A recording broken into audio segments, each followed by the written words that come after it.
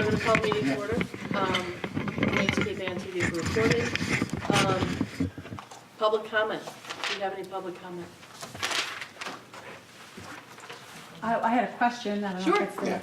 And can you identify yourself so that our secretary can? Sure, Mary Palermo. I just had a question about the health insurance, the increase. Is that the town contribution part, or is it an increase in the overall cost of all insurance? And have we done any type of survey to see that the people that we're paying health insurance for are actually eligible for health insurance? So, a couple things. First, on the who is paying what rate of increase, we haven't changed our contribution rates since fiscal 16. So it's the rate that applies to the district overall, to our contribution, and to the employees, because we all rise by the same Right. percentage vote. And then in terms of eligibility, that's something that's managed for us by Tufts. So they do take a look based on the eligibility information that we send to make sure that we only have people who are eligible to be on the plan based on our parameters. So we set who we insure and who we don't. So they take a look at that for Right, each but year. quite frankly, they don't care whether people are eligible or That's not. a good point. They're gonna have to pay. That's a good point. I only know from my experience, you know, my employer, in the last 2 years, they have put memorandum on for you to sign somebody up as your spouse, you have to show a marriage license. For you to put your children on, you have to have a birth certificate or proof of adoption. And that's the only way, because they found out that they were covering nieces, nephews, ex-husbands, their new wife, Yep. their 5 kids. Yep. So, We can take a look into that for sure. It's an option that's available to us. I do know that there are some employers that provide domestic partner. oh yeah, no, benefits but I and mean, all as that. long as it's legal within the state, that they Yeah. could be on there, that they're covered. And Yeah. I know my employer saved about $5 million a year by taking people off who didn't belong there. Thanks for the suggestion. That's a great suggestion. Thank you. So, I don't know if that was something that you guys had. It's come up, and I don't know that we've done the deep dive audit, but we have done a first pass audit, but certainly good feedback to have, so thank you. Did you have a question? Paul? Pat? I'm asking if it's budget. Oh, is it, are you here for budget? Yeah. Great. Okay. So you can put it in the right. Yeah. Okay, great. Summer is not here.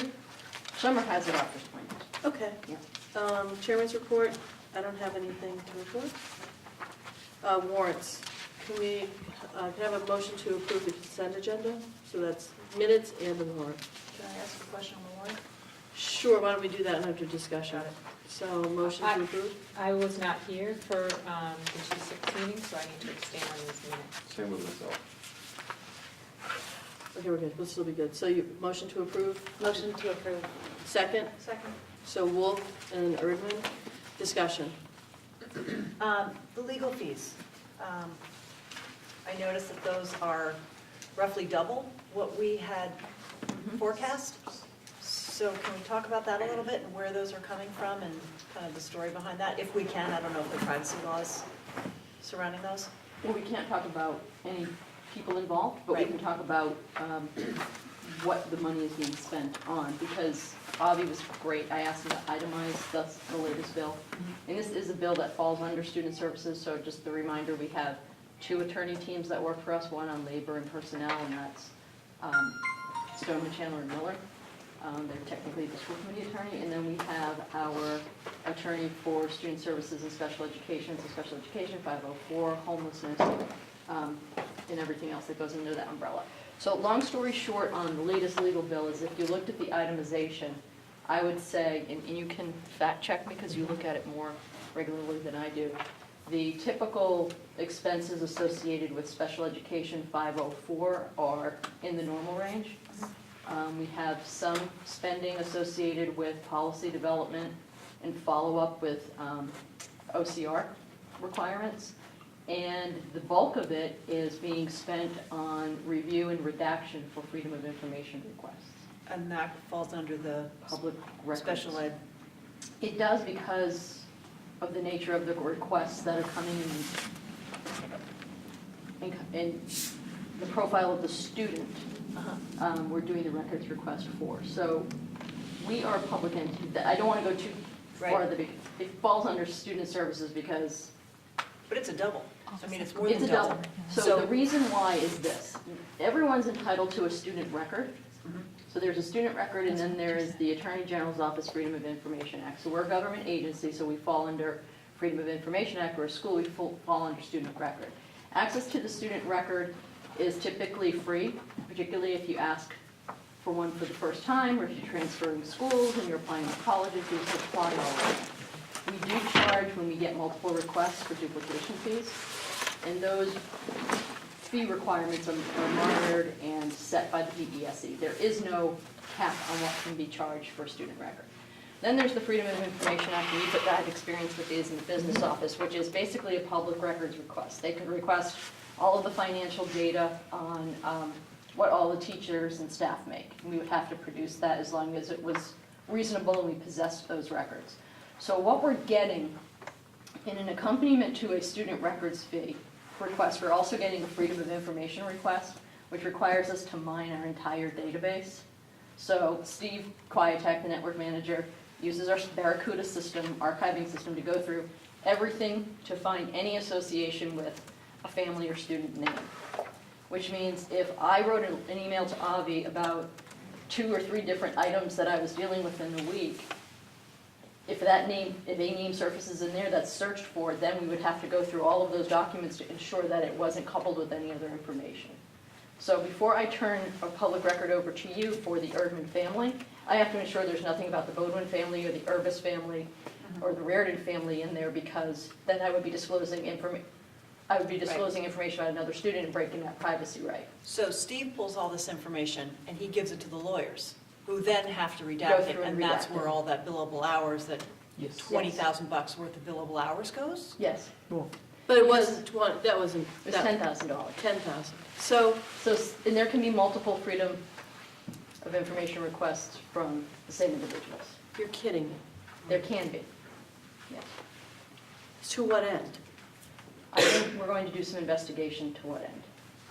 Wait a sec, so they can request a Freedom of Information Act, documents via Freedom of Information Act pertaining to a specific subject Or individual. or individual, event, yep. and then how do they go and request it again if they've already done that once? Or it's They file a second request.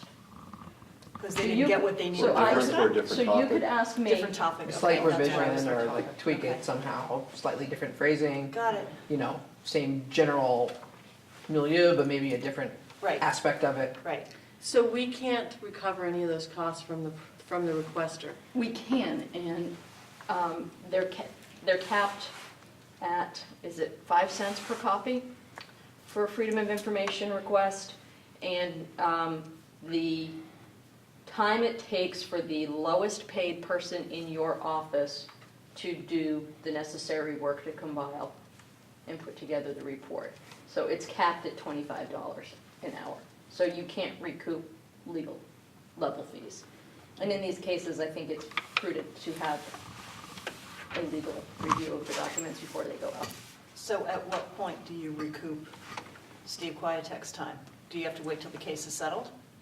These aren't even cases. Cases. These are just requests for Queries. information, You which can't- people are entitled to. Those are fees we're not allowed to recoup. So no, all of the office time is never recouped.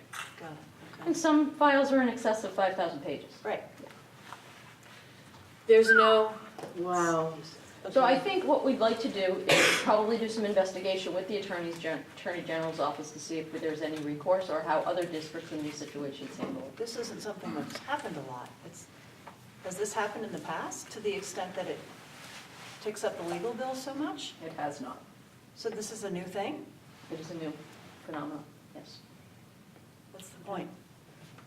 Well, I think the point is What to be information able are they to getting? have your student record to review what has been said, what has been done, what has been recorded, so that you have full view into how your child is being dealt with.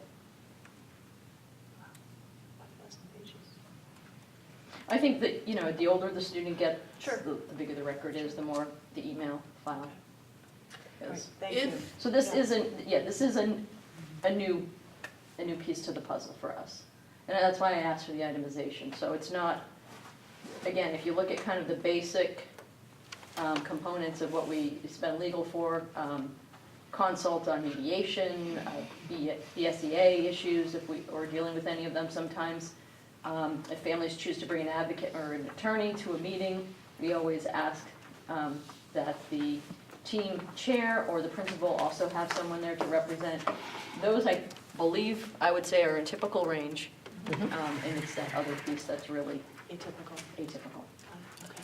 So we're going to keep an eye on it, and we will reach out to, I think they call her the supervisor of the record at the Attorney General's office, who may be a resource to see what we may be doing, what we could be doing differently.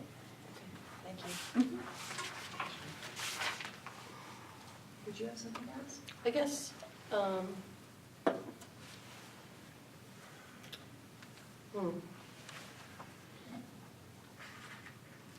is there any sort of, if it's done to create an onerous situation, do we have any recourse? Or to, it's, no? I don't know. Okay. And I don't know who makes that judgment, or who just makes the assessment that it's part of the process that people may be engaging in, and it's fair for them to have access to that information. So I think we could do a little homework in that area, Yeah. and see if we can come up with any alternatives or any explanations from the Attorney General's office. That was Avi's suggestion right out of the gate. Is there somebody we can contact about this? Because at some point, it seems to be not feasible for districts to carry this level of expense. Right. I think, Especially if you can't recoup it. Right. If, yeah. And, and the staff has been doing an incredible job, but it is a lot of work for people to pull all of this stuff together. Yep. And we are working within a 10-day time frame typically, so it has to get turned around rather quickly. Wow. Which probably adds, I would say probably adds to the expense, because it's not something that yet fit in. Yeah. It has to be completed. when we were building the first building, we had a lot of FOIA requests, and it got to the point, I think, that Judy couldn't keep up with all of them, and there was somebody brought in part-time to just do Yeah. that kind of crap. It was ridiculous. the only thing I'd add is, I think with regard to motive, that's really kind of not really as much of our Relevant. business and Yeah. irrelevant. The law is designed to make sure people have access to information, and it's our job to make sure that they do. There are certain carve-outs for protecting confidentiality, privacy, et cetera, so we need to make sure we're following those. And generally, the law is designed to keep the cost of those requests down for the people who are requesting them, so people don't have to face an onerous hill to climb to get access to information, which is all reasonable. I think the question is, if protection of privacy requires us to have a more expensive legal review that we need the attorney to do, does the fact that there's a carve-out for privacy also allow for some ability to recoup those costs, which are higher than the typical law of lowest rate of the person in your office? Because they don't want districts saying, oh, well, business manager had to run this report, so you're going to charge his hourly rate, because that would not be the intent of the law, nor is it our intent. And I think we're caught between two different, we're our own bureaucracy, but we're caught between two bureaucracies because there's specific language about the student record governed by the DESE. So in reality, what the request is for the student record, but they're putting it under the public record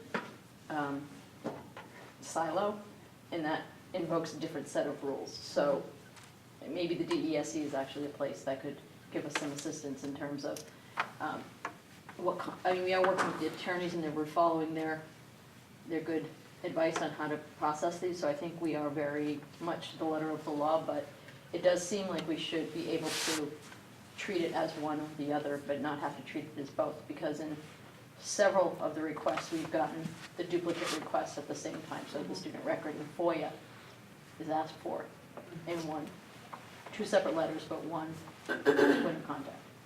I wonder if there's an automated way of redacting.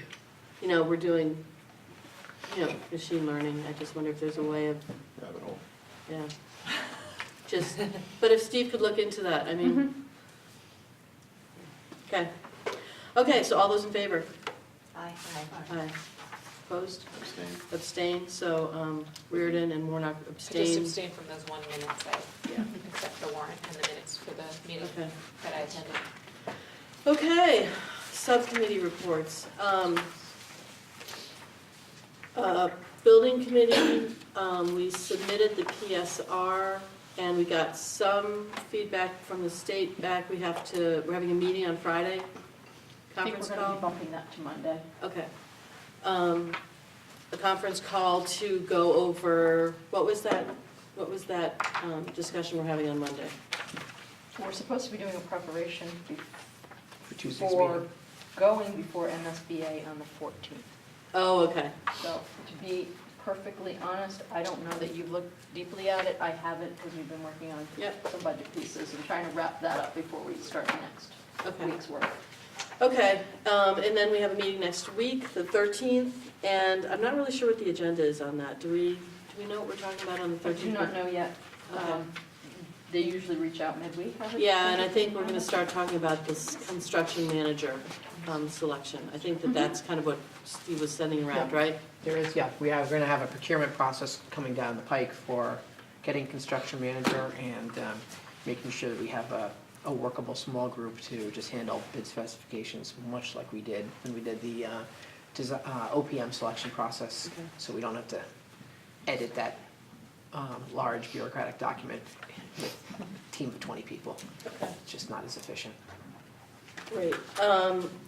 Finance committee, Shannon, you wanna review that? Yeah, sure. We met Monday morning. We were supposed to meet Friday, but for obvious reasons, we didn't. And we had a couple things on the agenda. We talked about the next all-board summit, our last meeting, which is going to focus on capital, all the capital items in the 3 budgets. That's going to take place on March 21st.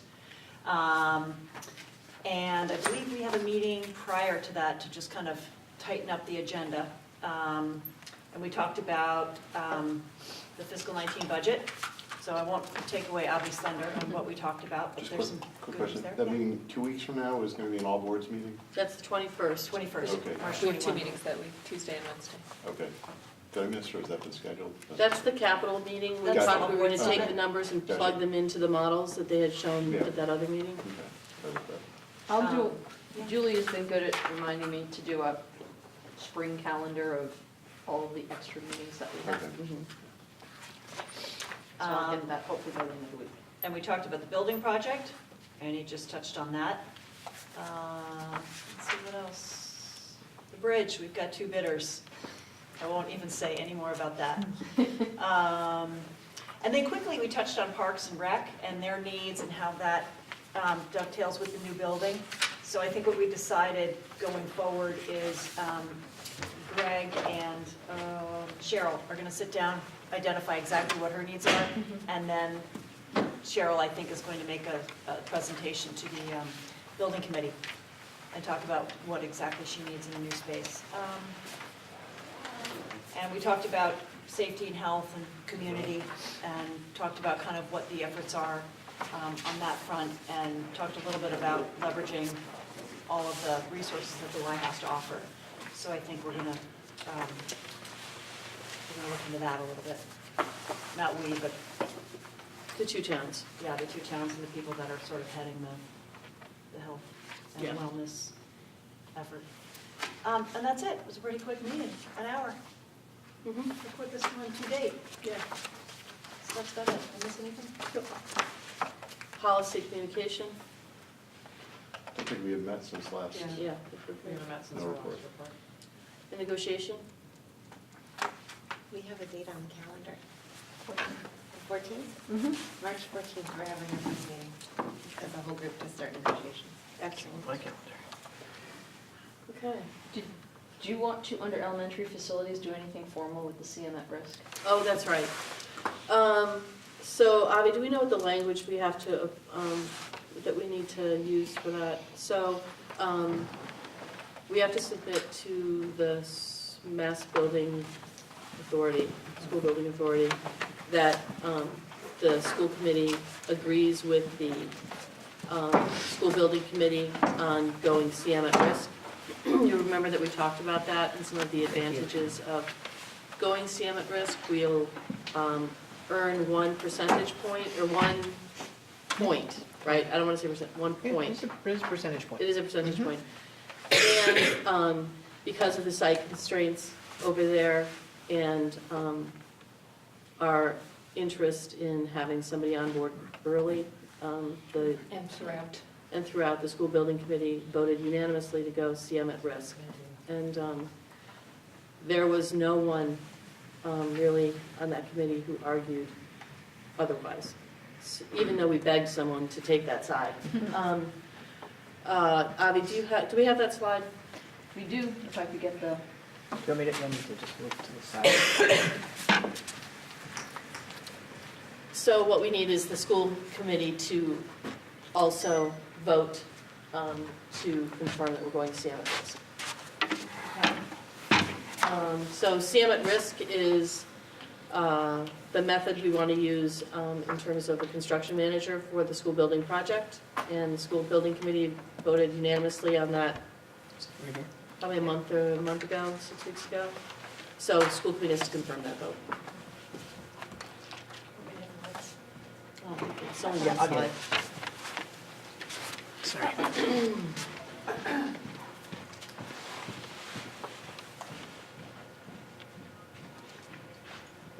Great.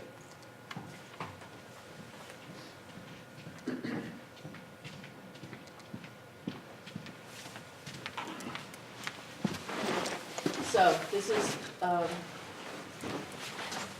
these are the two, design, bid, build, this is the left, construction manager at risk is to the right, and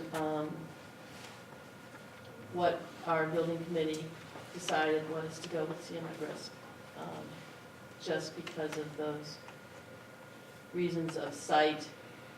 They feel like you get a better deal, and They talked a lot about how it often made the project faster. Yeah. And in fact, less expensive because of efficiencies. Yeah.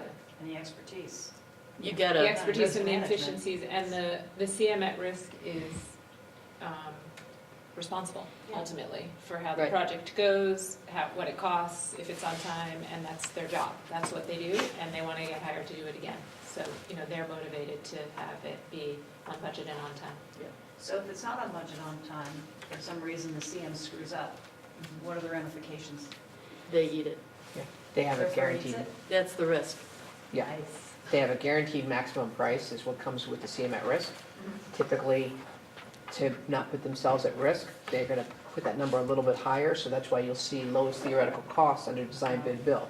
The asterisk, which is what's pushing so many people to do CM at risk, is that typically you hear construction companies quite openly say, we bid low, and then make it up on change orders. Whereas when you have a guaranteed maximum price and you have a CM in the process of developing the specifications, and they're advising you on the specifications, then in theory, there aren't gonna be change orders to the same extent or anywhere close to that. So, whereas one might have a low cost up front, the other one, in theory, is much better value over time. And that's why it seems to be much more popular. It's like building a house. Exactly, right? Very, very big house.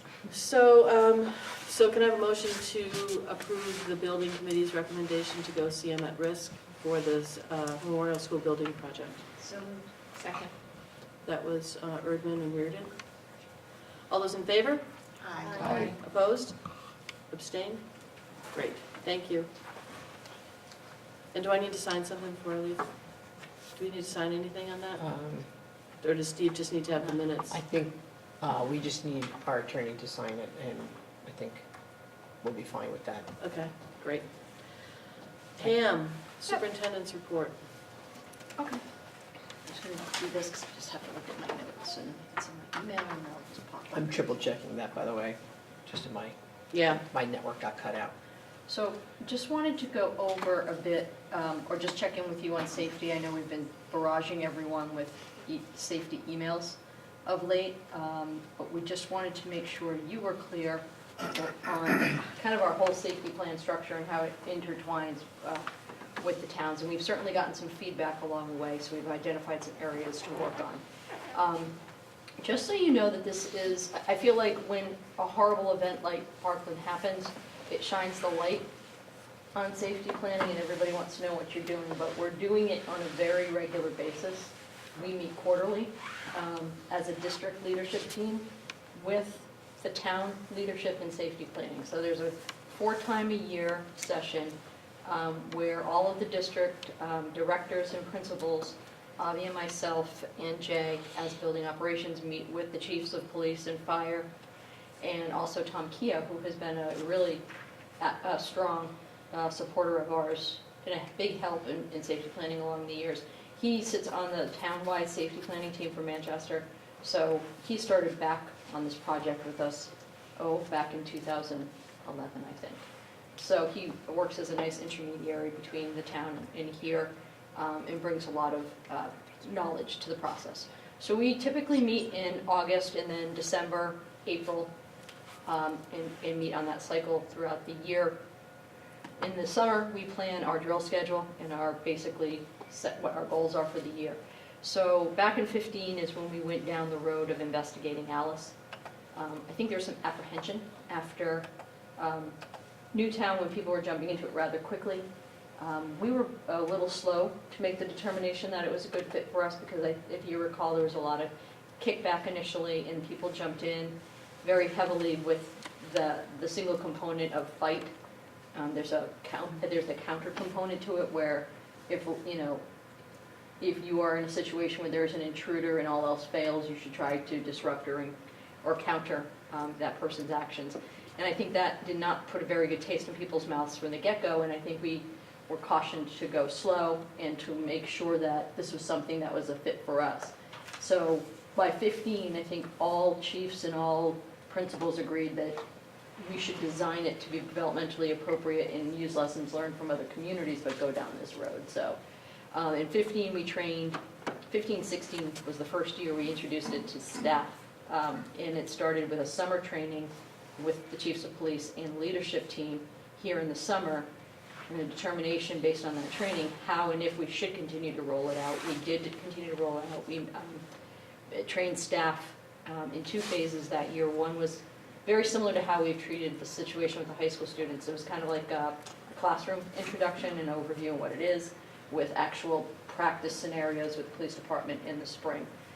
The following year, we spent more time on digging down and kind of looking at it and reviewing. It was a year where a lot of new people and players were coming into place. There was new chiefs in Manchester in both departments. They wanted to relook at some of our evacuation routes and plans, so they've been combing through those and helping us to reevaluate whether or not we had picked the right locations for offsites.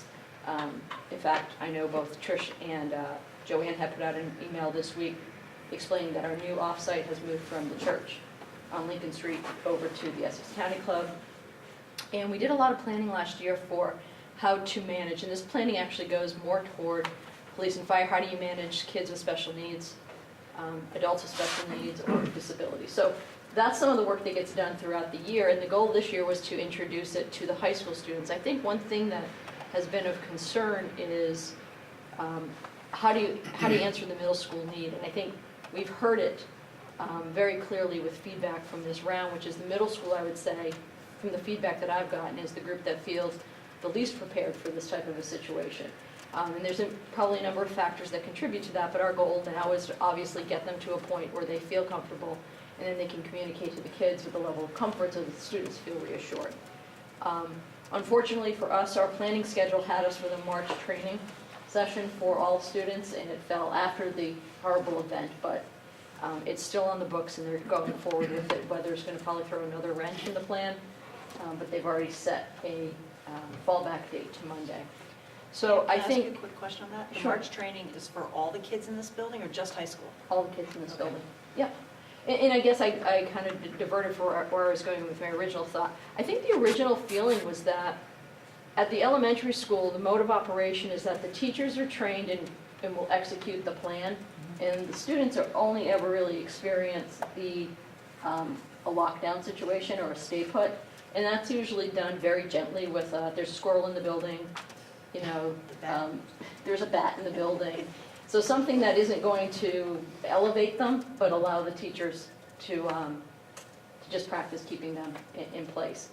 And I think there was a lot of professional discussion about how do you treat the 6th to 8th graders, because they're neither high school students nor elementary students. And I think we were probably overly cautious in thinking that we didn't really want to traumatize them. And I think we focused in a lot on 6th graders, but then also had to fight through the argument of they occupy a building with 9th and 12th graders. So if they're at one preparedness level and the younger kids aren't, how does that sync up? So I think the events and the feedback that we've gotten from people this week have helped settle that honest debate, which is we're going to give it a shot, giving them the full evacuation process under the Alice protocol on it should be Thursday morning, if not Monday morning. And hopefully we can do it in a gentle enough way that leaves them feeling like they experienced it, but not upset through the process. So we'll see what it brings. I mean, it very well will probably bring people who didn't feel prepared. I know after Newtown, you had people at both ends of the spectrum, people who want us to be drilling on a daily basis or a weekly basis, and people who don't want us to create a fortress or create a place where you feel like all you do is talk about safety. So we're always walking in that fine line.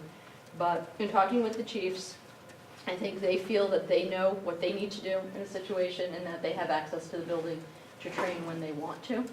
And maybe our lessons learned is that we continue to talk about it. And I think personally, I said to the group last week, obviously we got into a habit of a spring training. We probably should just stick it at the beginning of the year, even though it doesn't set a very nice tone in a typical year. You don't usually want to start off from a position of fear.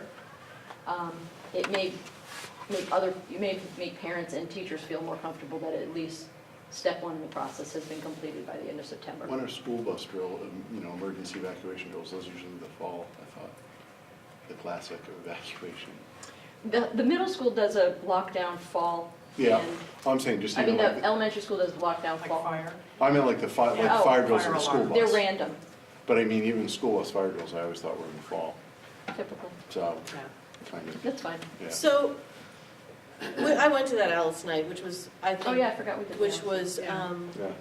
really, it made me feel much better about Alice, because had been reading about that earlier. And one of the things that they said was that the more you practice with the kids, the more comfortable they feel understanding what the plan is. And so I'm wondering if we need to do more than one practice. Because, I was talking to somebody the other day who was saying more drills are better. And I just don't know what's the happy medium, so that kids feel confident that they know what to do and they know the plan, and teachers feel the same way. I mean, everyone in that room has to own the plan. And I don't want everyone, and I'm not the Alice expert, we count on the police department to be those Yeah. experts.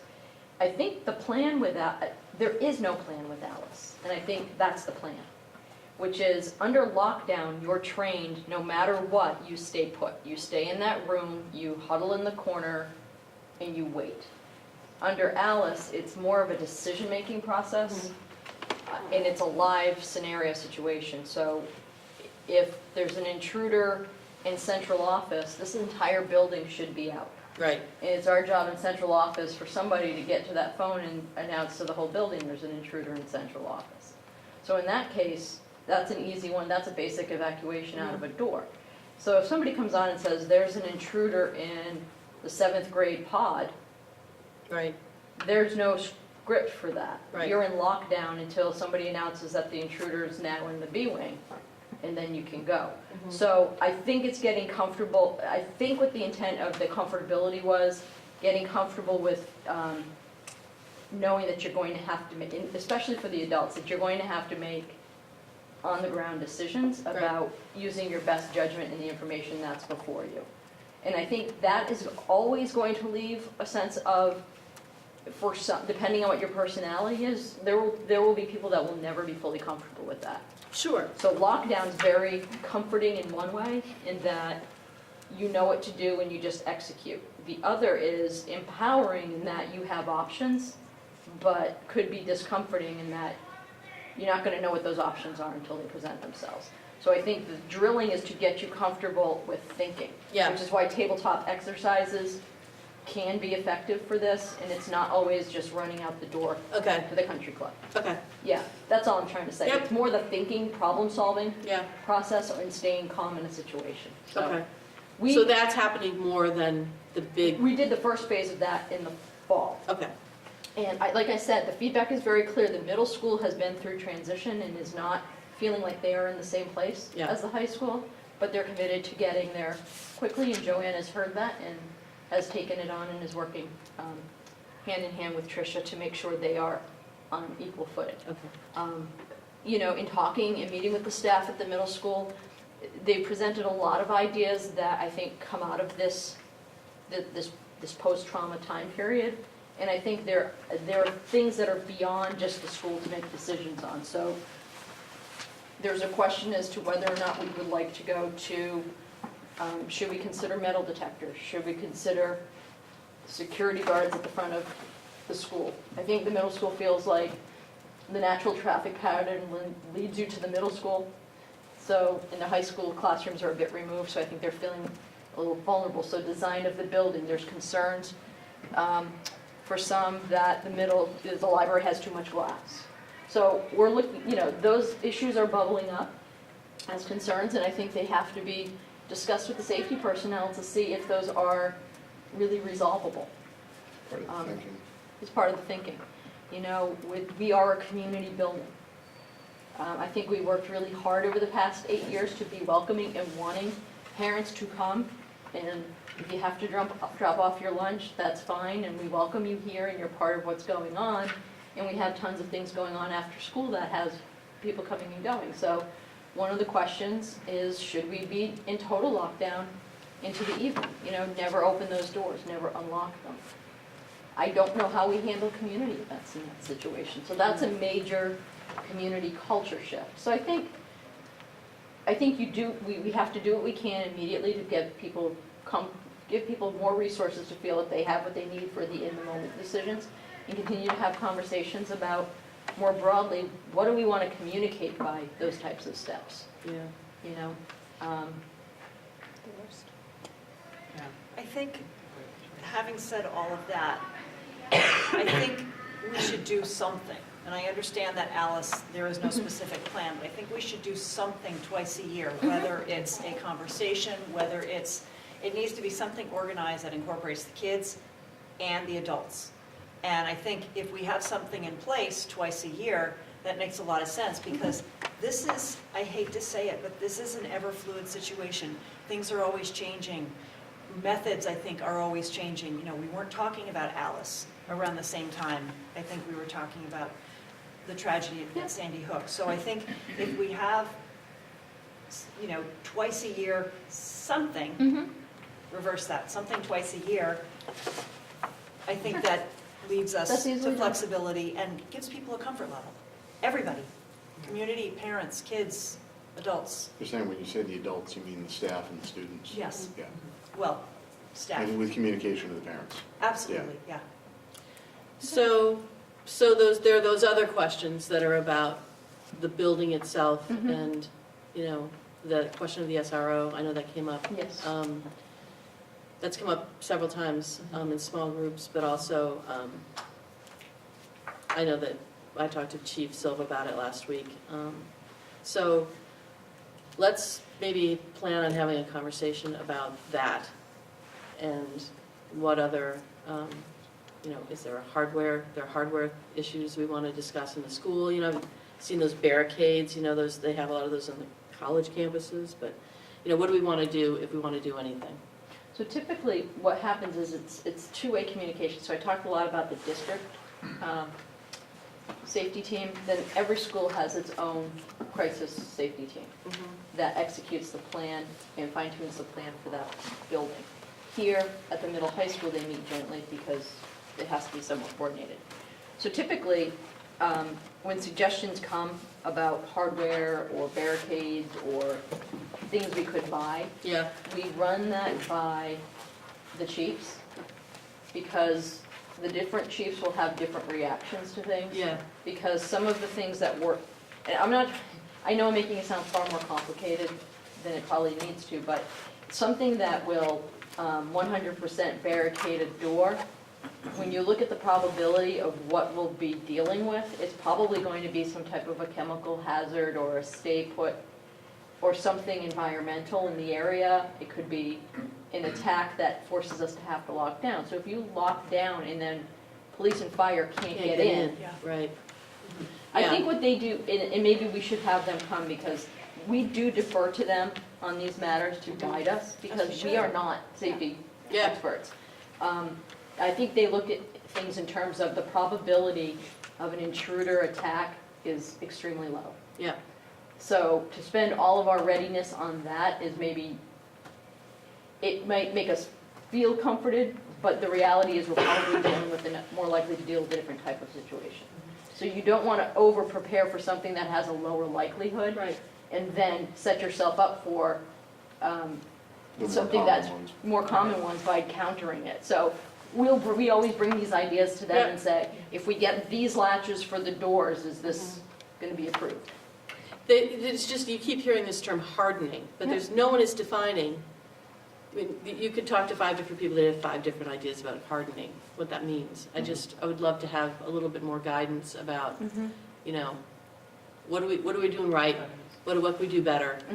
And what, you know, what Again, I think it's so fluid. yeah. You know, Yeah.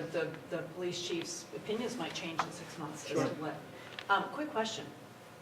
Is this a conversation in the new building? Safety issues? Yep. Okay. I figured it was. Well, I mean, things have already changed a lot, because when we first moved here 7 years ago, there weren't locks on the doors. Yeah. And it was a big deal at Essex Elementary Yeah. School when you needed to be buzzed in. But now you have to be, Some of us sent very angry emails. Yeah, that That's did not, was everywhere. not very, it was not well received. No, it wasn't. but now I'm so Absolutely. glad we have it. Yeah. But after Newtown, I can remember, I did retract my email, and, Pam, I have a And I think question. those are all, I think it is all steps in a process. Yeah.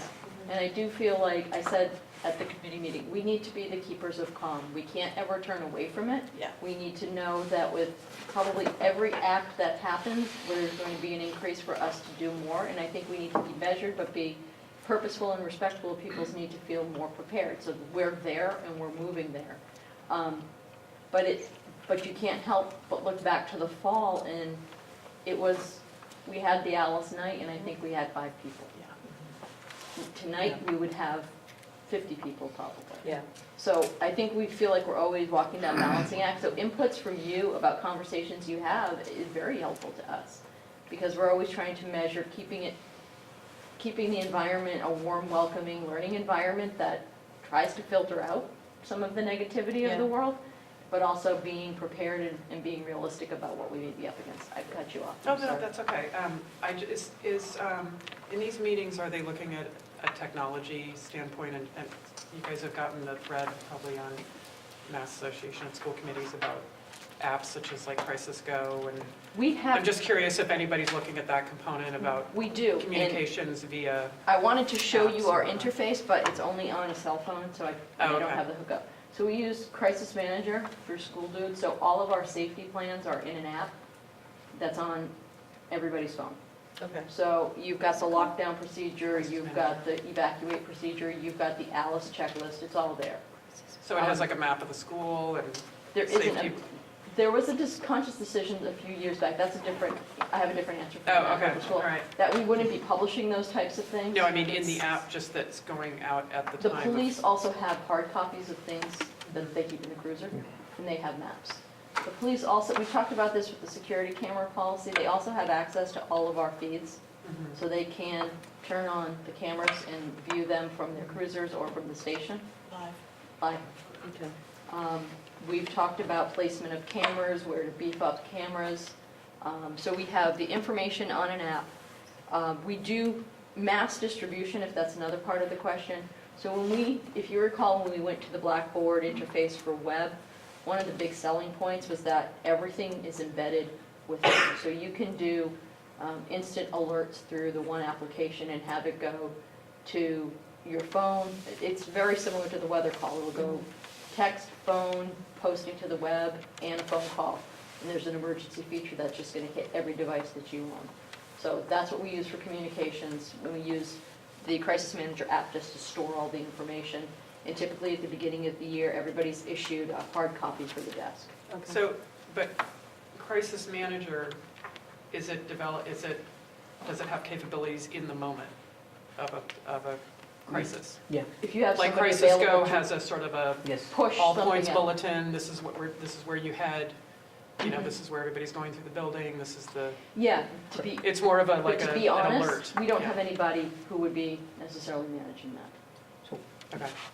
One of the, We don't Because have the security. worst case scenario, a teacher is hit and a student needs to pick up that phone and figure out how to get everybody. Yep, the teachers have the code Right. on their identification, Mhm. and I believe that they were going to be sharing the code with the students. So Okay. I'll everybody double check has that. access to this crisis manager app? Or Yeah. just the Internal staff? staff.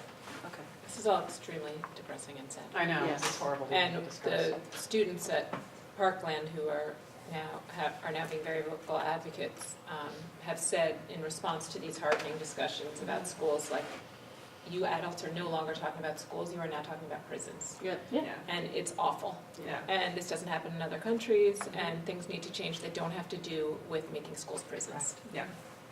And some of the reading that I've done really does not promote going hardening. They promote what we've been doing, which is beefing up our social emotional programming, counseling, and access to services for students. And those things we do really well. Yeah. So I mean, I That's sat right. there like everybody else and watched that, and you're like, oh my God, it could be any place at any time, and that's the society we're living in. This time, again, it was a school, but I think next time it could be another church. Sure. So I think it's an unfortunate situation that we're all living through this, and that this is the world our kids are coming through. So I like what the staff wants to do around kindness and emotional intelligence and trying to help people build better capacity to cope and manage things and identify people who are in need so they can get the services that they need, instead of creating an environment where you feel like you're in a police state. Right. But I will tell you that my kid felt good that she knew, like, I know what I can do in each classroom that I'm in. Like, we've talked about it, and like, she felt empowered there, and I want her to feel that way. So, you know, they're all scared, and that sucks. That's not the world we want them to live in, but I do feel like that the Alice has kind of given them at least some, Options. yeah, I so. agree. And I think what I've said to every group that I've met with along the way is, right now, we're all thinking about it, so we can all think of the 15 things. If we could have done them differently, we'd feel better now. I don't know if we'd feel better now, but if we should say those things when we're thinking of them. So, you know, when we're building the schedule in the fall, if people were thinking, oh God, why are you waiting till March to do this? It just takes somebody to ask the question, why are you waiting till March? Would you think about doing it sooner? And I think you all know us well enough to know we would absolutely consider it or try to explain why and take the counterpoint. So I really encourage people, who have concerns, to bring them up in the moment. You know, the other thing is we've looked at schools, I think, we've toured the buildings to kind of just see what the state of the buildings is. And I think that that's one thing maybe we need to make sure that we ask about each building is, you know, what are the safety questions in each building so that we all feel confident about the buildings that we are responsible for. So, It's a good segue into your National Student Walkout Oh, discussion. that's a really good news story, I think. So there's been a lot of discussion about it's the women's movement that had hosted the big women's march, has kind of done a call to arms for a national walkout school walkout on the 14th. So we've been talking a lot about it over the past week and trying to find the just right solution for our district, because I think we're in a little bit of a tough spot in that we need to be an open and welcoming environment for every student and every family, regardless of what their beliefs or political views are. And a portion of the march as it's framed it has a political bent. I'm leaving my personal feelings out of it. So what the principals really wanted to encourage was student voice and a student-led grassroots movement. They did not really feel comfortable with adults encouraging students based on their belief system, but wanted to respect and honor students who had strong beliefs. And they have done an amazing job.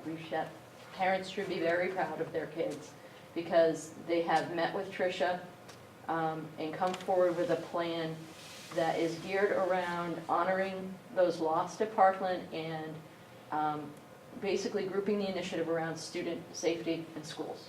So they've gone with a bit of a middle-of-the-road approach, but they're going to allow students to speak to their interests on that day.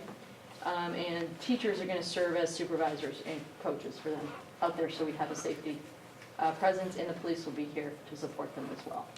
So the hope was that the students would rise and present a plan, and they did.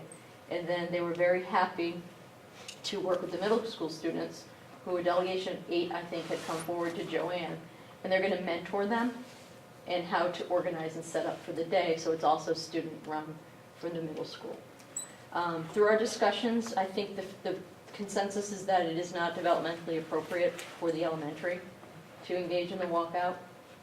I know we have parents that are interested in it, and I'll be sending out a note just basically summarizing what I have here, how we're trying to balance everybody's needs, and that if parents are interested in organizing that, if they would use community gathering spaces other than the school and not come to the school campus to host their demonstration, that would be helpful for us on the safety level, because then people aren't pulled in 2 different directions, and the police can just be here on that day, making sure everything's orderly outside. So that's the game plan. That'll be part of your communication, Yes. correct? Yes. Yeah, Okay. and there'll be multiple communications. There'll be a general one Yeah. for me, just asking for people's respectfully asking for people's cooperation if they feel like they want to organize a movement. And then letting them know that they're going to get specific communications. The kids are going to be drafting letters to the community about what's happening.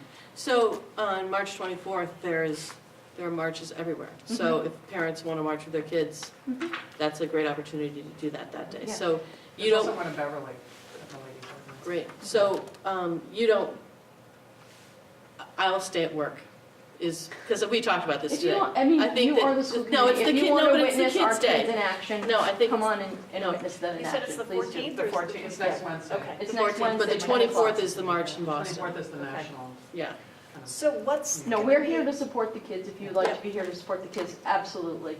And if you think we're taking too cautious a position, we've talked it through. I am concerned that if we go with too much of a political stance, it's Yep. going to make it difficult for kids who don't want to participate, or families that feel like we have a position.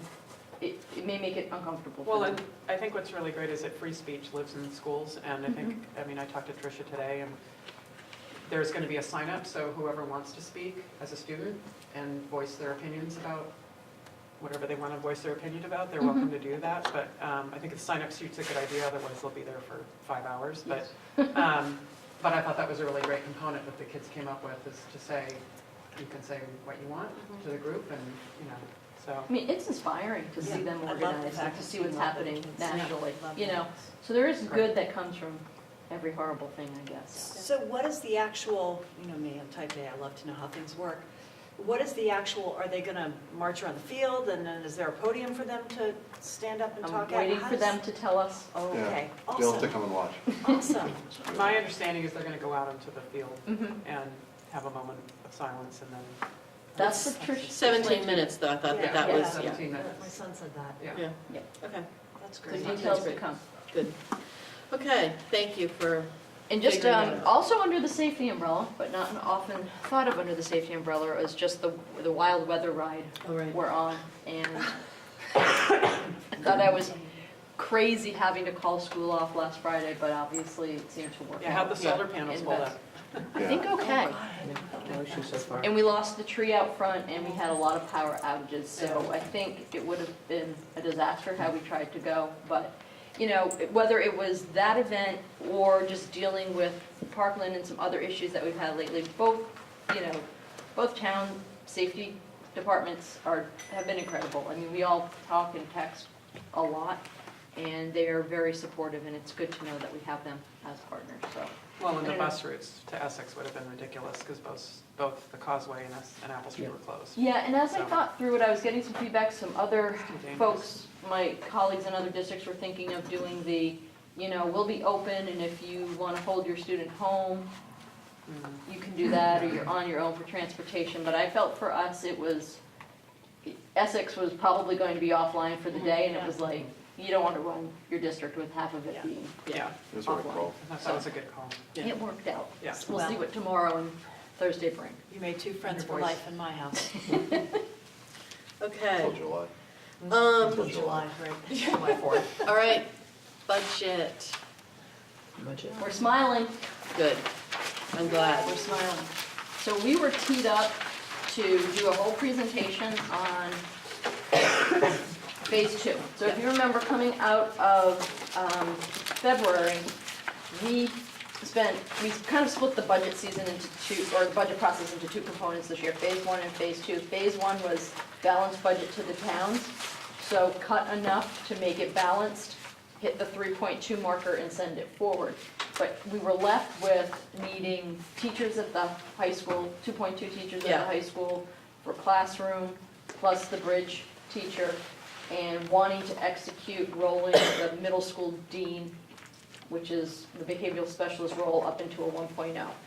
And to get there, we were looking at needing to come up with another approximately $250,000 in restructurings, reorganizations, or straight-out cuts. And we were starting to talk seriously about eliminating elementary foreign language, possibly looking at some other specials, rolling back sixth grade foreign language to a 0.6, because we've had some additional assignments given to that role through the years. And we came back from the break to some really good healthcare number news, and I'll let Avi have the honors on this because he's been working it. Needless to say, we will not need to discuss phase two tonight. Okay, So Avi, you want to give us the lowdown on? Sure, so healthcare, I think if you remember from my last update, we're doing bi-monthly reviews of our portfolio and our claims history, which is what drives our renewals. And the problem is that there's a lag, and right now, really the only information that's available is through the month of October with a lag of claims that come in over time to the insurance company through December. That's how the process works. So as a result of that, we really only have about 5 or 6 months of insurance data since we renewed at the much higher revenue rate. That unfortunate 28% provides new revenue. And so that's been going well, month by month basis. What we were waiting to find out was how our current provider, Tufts, would look at our renewal rate. On the one hand, they can say, well, yeah, you've got 5 months of good news, but we really have to do, the formulas they typically look at are 24-month basis. And so you got 19 months of bad news that we're dealing with before. And so, when you're looking good, the question is, are they going to give us credit for that or not? And, Right. we've been working with USI, who is our insurance broker for the past 2 years. They're typically, they're one of the leaders in mid-market brokerage on the corporate side. We made the decision to use a broker that was a little more experienced in corporate, knowing that they had to get a little up to speed on the municipal issues that we face, and they've done a great job because they are extremely experienced in managing claims. One of the benefits that they have is they have their own underwriters on their own staff that say, based on your results, here's what we think you should be getting, and we're going to take our model and present it to Tufts and negotiate on your behalf. So that's worked out well. And what we're finding is that whereas we started the season with 16% in our budget, based on where we were initially, we're now going to be bringing that down in the budget to 10%. So, yeah. oh, that's great. Yeah. Right. So. When do they snap the line? Like, what month are they saying, okay, now we, Well, it's really kind of a negotiated process, and you can kind of, well, do you want to go for an extra month, and is it going to, you don't know if it's going to go well or not go favorably. At some point, you need to lock in. Typically, do our you dictate or do they dictate? we work it together, and we work with the Health Insurance Advisory Committee, which Yeah. is a committee that is by statute represents collective bargaining units. We are at the table there, even though we're not technically voting members, but we work, it's a very collaborative process. Yeah. And so typically, we work backwards from the fact that we have open enrollment by contract April 15th, and we need to have our rates decided before then, including potentially if you go out to other providers. Yeah. So the good news is that I think Tufts is seeing that that trend is favorable, and I think they want to keep our business, which has been good. So I think that that's really a turn for the better. We know that the difference between 16 and 10% has real implications. We had lowered it from 16 to 14 Yep. earlier because we had seen Yep. month by month. This is, frankly, I think a really optimistic scenario for us. And so we're looking at about $150,000 of return to the budget. Oh, thank you. As you know, that is $150,000 of fewer cuts as opposed to $150,000 of investment right. in. So we're still technically below a level services program. And so just to go back, we always talk about starting with level services and then talking about what do we want on top of that. And typically in the past, we've had to do restructurings and changing how we do business to fund the extras rather than just layering on top and always asking the towns for more money. That's been our approach. This year, in our budget presentations, we talked about just to get to keeping the same level of business is not really possible, even really where we're at this 10% level. We've had to reduce positions. We've been able to do that by looking at people who are projected to retire. So that's the good news as opposed to straight layoffs. But that means we're going to have fewer FTE, fewer staff, and that's a real loss. So while $150,000 of return to the budget is very good news, we're still not in the place where we want to be as a district. So we still have to come up with 100 grand? No. So while that was all taking place on one track, on a parallel track, Tricia and Joanne and Allison sat down and put their heads together to try to figure out how we were going to do this with the least amount of damage. And Tricia has, basically the number came in lower because she's going to do a staff, the short story is, she's going to consolidate the bridge program and academic center, which will only require the hiring of one person. It'll allow the current teacher in the academic center to be reassigned to take care of some of the classroom needs. And she'll really only need one direct 1.0 science hire. Oh, So she's done some staffing. so she consolidated, She consolidated some positions. okay, So it looks like we'll hire straight out a science teacher and a bridge teacher okay. and be able to cover academic center as we do at the middle school with a teacher assistant. We had already tried to leave some contingency in for the identified reading tutor we were going to need at the middle school, so that was already covered. So with the reduction in the healthcare costs and the work that they did, we don't have to make additional cuts to fund the needs at the high school. Excellent. So that's a whole team approach and a lot of things working our way. And I caught a glimpse of Avi today with a smile on his face. I think it's optimistic that 10% may not be the bottom. Yeah, I mean, that's the last remaining work to see what we can do and whether, just how much we can negotiate. So. That number can keep moving. Yeah, it could. Yeah. It could. So everything you see here under middle and high school will be able to fulfill Yeah, with their plan for staffing yeah. and the additional money we're not getting more money, but with the reduction in the assumption for healthcare. Yeah. So I think we're out of the woods for enrollment issues at the high school. Yeah. So, The work we'd like to do in March is, if that number does keep getting better, to Avi's point before, we've already cut a tremendous amount from the budget. And the initial cut is leaving us with a reduction of a classroom at Memorial School but that that was, we can handle because Yeah. of enrollment. Right. So it is as he said, it's a reduction of staff that we probably would have moved. Yeah. to someplace else. So it's not going to impact program, but it's going to, we've lost staff in the process. And we're looking at another retirement requiring the librarian to do double duty at Essex and do some technology classes and some library classes for next year. So I think we can manage everything, but what we'd like to do is, if that number does continue to get better, look at this, this middle tier right here and put together a prioritization of reinstatement. Like, what would we, if funds became available, what would we add back in what order? Well, I think the first thing is the guidance summer. I mean, I think Yeah, with regard to rising, the boot camp. yeah, rising juniors, seniors, that's kind of critical to them.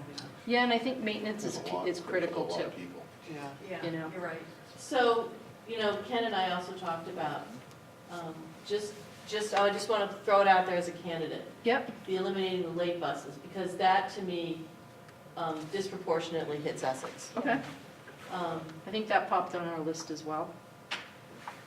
The other one that I think it's easy to, it doesn't have a glaring impact, but we worked really hard with the override budget to put in place small cap for curriculum and tech and facilities, and those are places that it's easy to cut because there's nobody that feels it, but over time, you're losing your ability to Integrating. continually improve. So I think that's another place. The others I think can all continue to go forward. There's actually some gains in some of the others. So we'll look at it. If you have ideas, absolutely tell us what you'd like us to take a deeper look at. But will you even know But in I 2 was weeks? wow. Yeah. Wow. But Well, Avi, but in 2 very weeks, solid. will you even know, will you have more certainty, or can we do it over the course of a few weeks? Well, I think with the priority list, because it's, and let me put one caveat in. We are still, in our reduction of our projected retirements, not all have formalized yet. So that's another thing that we just have to be prepared that something may not go as planned.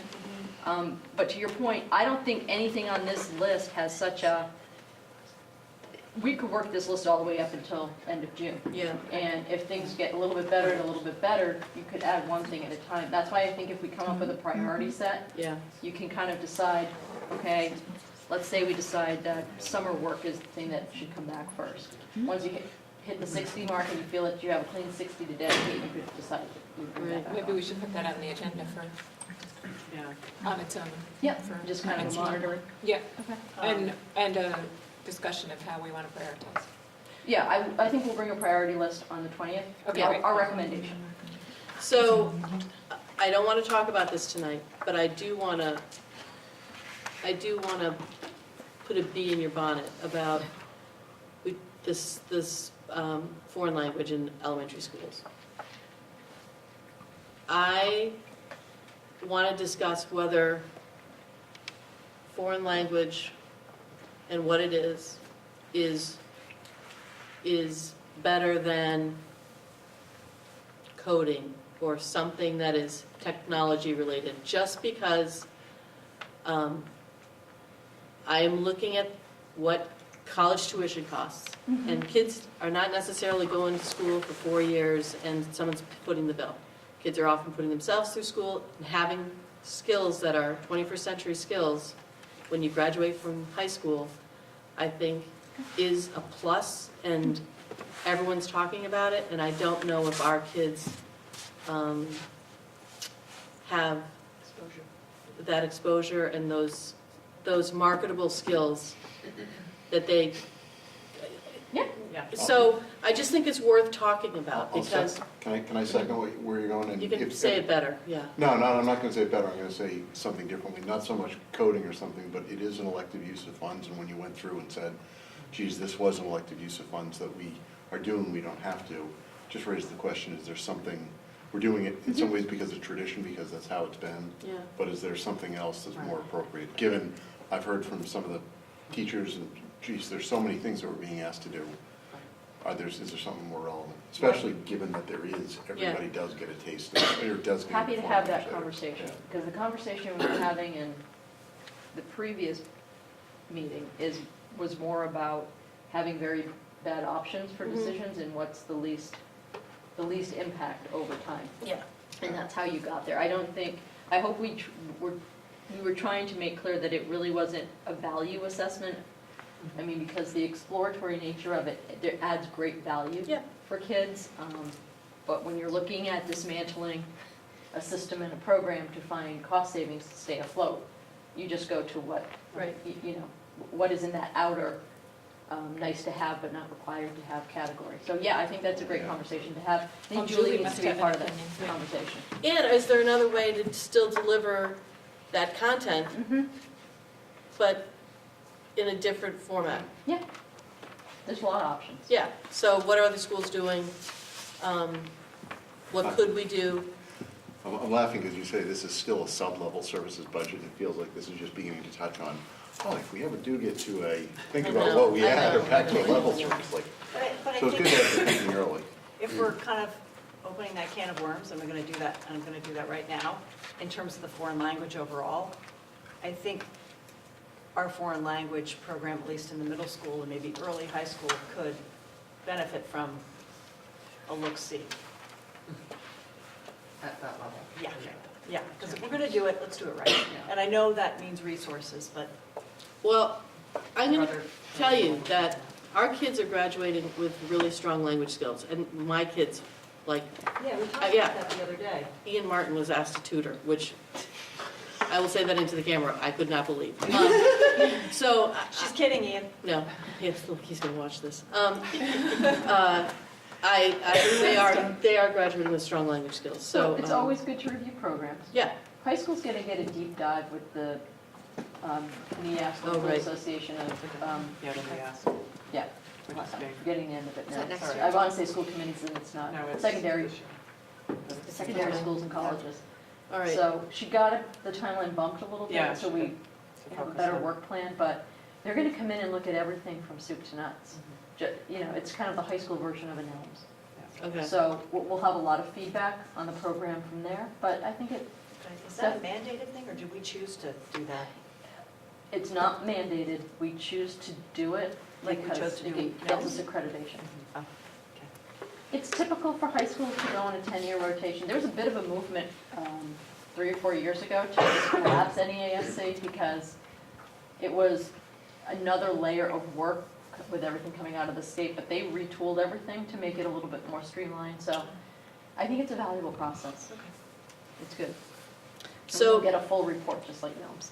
so along those lines, Julie and I had a little back and forth today about an article, of course, and was reading again, but she said she'd like to come and talk to us, and I just wonder if you were warm about that, or if. She's already scheduled to be here a couple of times. Great. 2 or 3 times before the end of the year. Yeah. You may have forgotten that. Julie DeRoche. I did forget that. Julie DeRoche. Julie Yeah. DeRoche. Curriculum So, 10. We need our updated meeting schedule Yeah, topics attached. yeah, Then we'll remember. yeah. I updated it, did I not send it? I don't think you sent it, but that's okay. Okay, great. And so, you guys have any other questions about this? Is it okay if we open up to public comment because people are here about the budget? Yes. So, do you have any questions about budget discussions? Is that why you're here? I just had a question, general question. Yeah. I know we deal with health insurance, and you're being very optimistic about that price and that maybe it would go down. Is there any chance that it might not be as optimistic, and that it could go up? So, good question. Is there a range? Well, at this point, the answer is that every month that comes in, even if we have a slightly worse month, what's happening is it's adding a month that is not where we were. It's taking a month off on the 24th month from now, which is much, much higher. So the chances of it going up are not really there. So even, the answer is no at this point. We're so late in the process that we don't have that. If this were November, absolutely, that could happen. But at this point, we're so late in the process, it's not going to go up. And we spoke with our broker about that today. You're going to be rolling off a month of terrible, even if you get slightly higher. And based on the current trend, and never say never, something absolutely catastrophic could happen in 1 month, but it is extremely unlikely to surpass the month of terrible on the 24th. And because so much more revenue has been pumped into our portfolio with the 28% increase that we just got last year. So that's that. Also, every month that goes forward, they weight 70% based on the current year and 30% on the last year. So we're going to be definitely moving a month from the current year into the last, and the current, it's just continuing to improve the formula without getting too technical about it. So we're in good shape for the short term. Where we'll be a year from now, to your point, that's where you start getting into uncertain territory, and there definitely is uncertainty for the future, no question. Okay.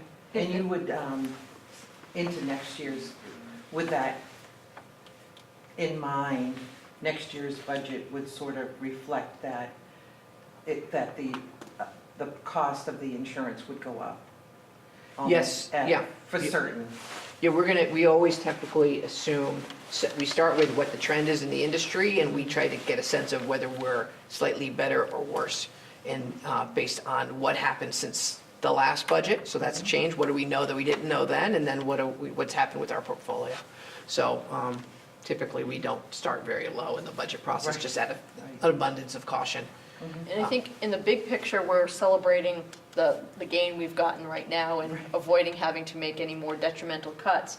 But in the article we submitted to the Cricket, the third point was the long-term work on restructuring healthcare.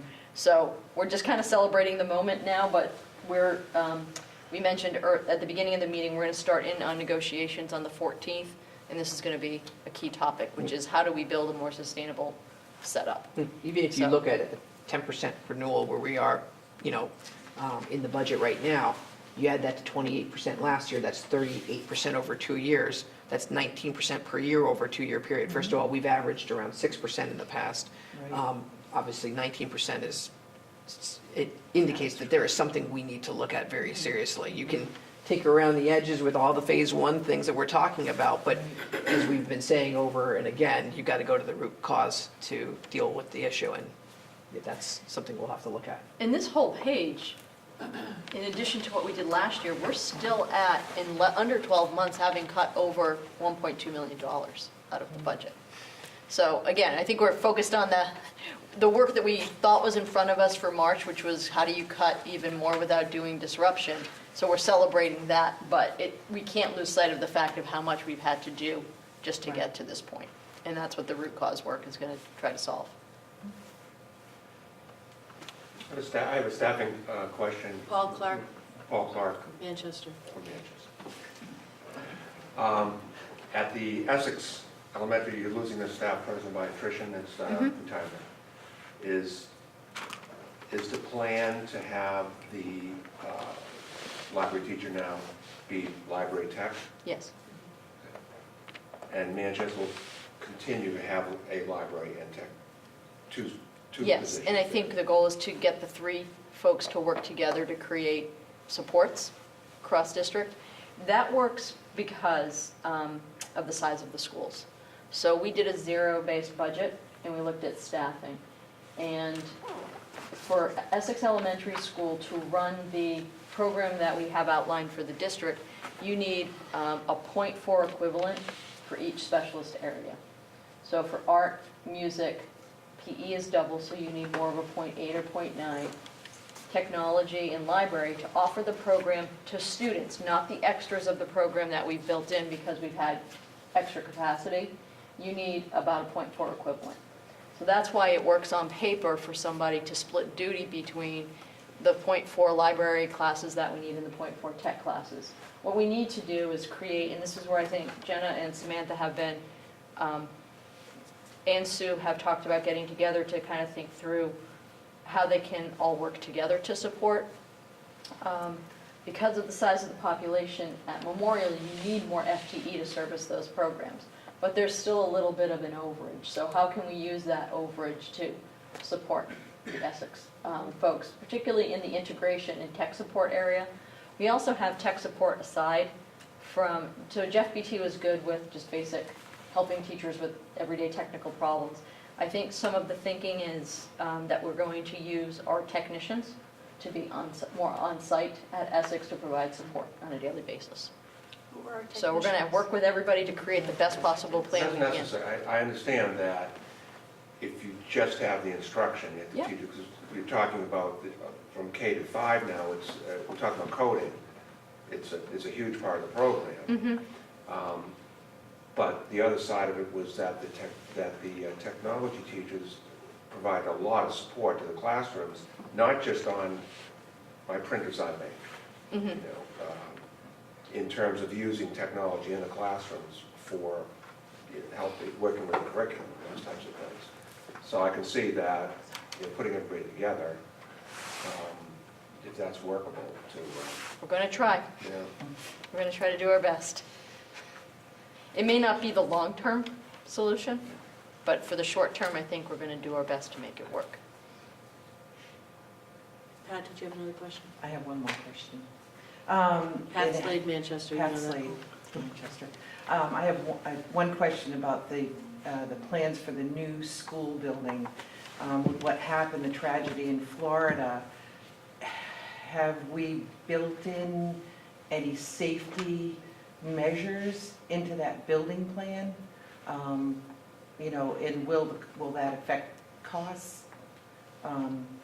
So that's my question. Have we addressed that? So there's an entire consult on safety that takes place as part of, I think it's the schematic design phase. Yep. So they have an expert that's going to look at the plan and make recommendations to us with all of the latest and greatest technologies available. And that happened in this building. When this building was designed, you move fast forward 8 years. The specialists in the design field who advise on that 10 years have a lot more knowledge and a lot more solutions out there, and so that definitely will be part of the process. We haven't done that yet. So remember, we were just finding the best So that's kind of fit on the site. That's what Right, we the just, design. that's what we just Mhm. voted for. So now we go forward with more detail, so. Okay, I didn't know if there was, because we're just talking about, more about this now, not Yeah. that it wasn't talked about before, but because of the, you know, what we've just gone through. Sure. It's just, everybody's more sensitive to the issue.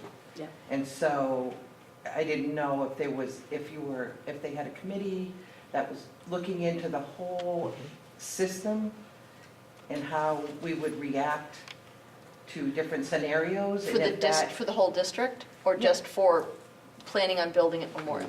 For the new school. Okay, so it's part of the MSBA requirements that you account for safety. So I'm trying to explain, the architect JCJ, who's going to design the building, as part of their proposal, identified different experts in different components of the building. One is a furniture expert, so she's going to come in and go through what are the current requirements and options for furniture. There'll be a like person on safety who'll come in and say, what are the current requirements and what are your options? I would think cost comes into play with what the building committee determines are its wants that may be above the basic requirements. And I don't really know how to judge because we went to 2 schools. We saw one in Haverhill and we saw the West Parish. And they had 2 very different security setups. They probably were fitting to the locations that they were in, where West Parish was very much like the Memorial School or Essex, without any visible security barriers in front, but with a buzzer on the door and a window for the secretary. So going forward, that would be a component Of the building committee's work. final design Yep. that the committee would have, A say into. share in Yep. deciding what those safety measures would be. And that will be built into what we bring forward in the fall to the public. That will be visible to people at that point. So that's their opportunity to say more or less or different. I have a question and an observation. Sure. So my first question is, I'm extremely confused about these numbers with the health insurance. When Okay. you're talking about mystery numbers, mystery increases, you don't know the percentage, is this the unfunded liability? Or is this the cost of the district monthly or quarterly for So- participant? Yeah, let me be very straightforward. So we assume a renewal rate increase in our budget every year. Right.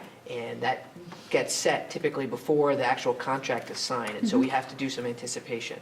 we started with the 16% rate increase assumption that for the For fiscal. car insurance? For the time of July 1st, 2018 until June 30th. We also do make some estimate based on the number of people who will be insured. So you have a rate times quantity. Right. Typically for active employees, which is the largest component of our insurance, we don't assume a quantity change because we haven't been adding staff to the district in some time. So it's really a question of rate. For the retiree component, because we are a young district, we typically look at the average number of retirements, and in addition to the rate, let's say 16%, we will add a number, I think the current estimate is about 5, of additional people to insure. Because as they retire, they get filled in the active pool. Right. Active pool stays level, but the insurance for retirees has an increase in quantity and in rate. So the same rate assumption for both parts, because that's how we get renewed. One renewal rate for both, for active and retirees, the insurance company doesn't care. But then we make a quantity adjustment just to the retiree only. Okay. And then as the season goes on, because we start with our first tentative budget season in November, we continue to get new information based on how our portfolio is running that we use to say, is 16 too low, is it too high? Last year, we started with, I think, a 12%, and as the numbers came in, it looked a little worse, and it just kept getting significantly worse to the point where we came in after the budget was finalized with a 28% rate increase, which caused us to do lots of cutting and adjustments and changing areas in the budget and reductions essentially to fund what was a post-budget adoption. It was a significant problem for our financial outlook. This year, since November, our number started at 16. By, I believe, January, we reduced it to 14, saying we think it might go lower because so far we're seeing that the 28% rate increase from last year is pumping more revenue into our portfolio, and that means that all the claims that are being absorbed by the insurance company are being funded with more revenue. So that's going well. And sure enough, as each month has come through, we're seeing, yes, we can bring that down. And today is where we're saying we're bringing it down to 10%. That saves an additional $150,000. We're not changing the quantity for actives. We're not changing the quantity for retirees. But does that have anything to do with the area of care that the insurance company is allowing you to I see can explain that for you, yes. That it's not... So let me explain that for you. So there's rate, there's quantity, and then there's something called plan design, which is what is your insurance product. We have to have, as do all districts, collaborative bargaining by law over what's offered. And because we're not up for a new negotiation, it happens every 3 years until beginning now for fiscal 19 and beyond, we won't be able to get that resolved until after the budget is set and voted.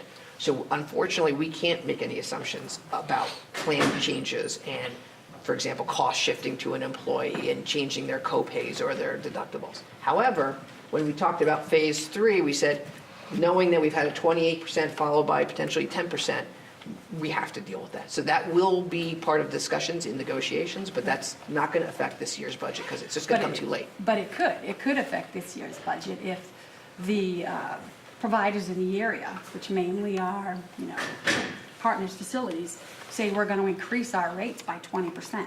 And if you want to be seen here, you're going to have to pay the 20%. And so those are the conversations, our current providers, Tufts, we are having those conversations with Tufts as we go along. Right. And so those conversations have been what's led us to believe that, yes, a 10%, bringing it down to 10% is reasonable. And so we're speaking directly with those providers. Okay.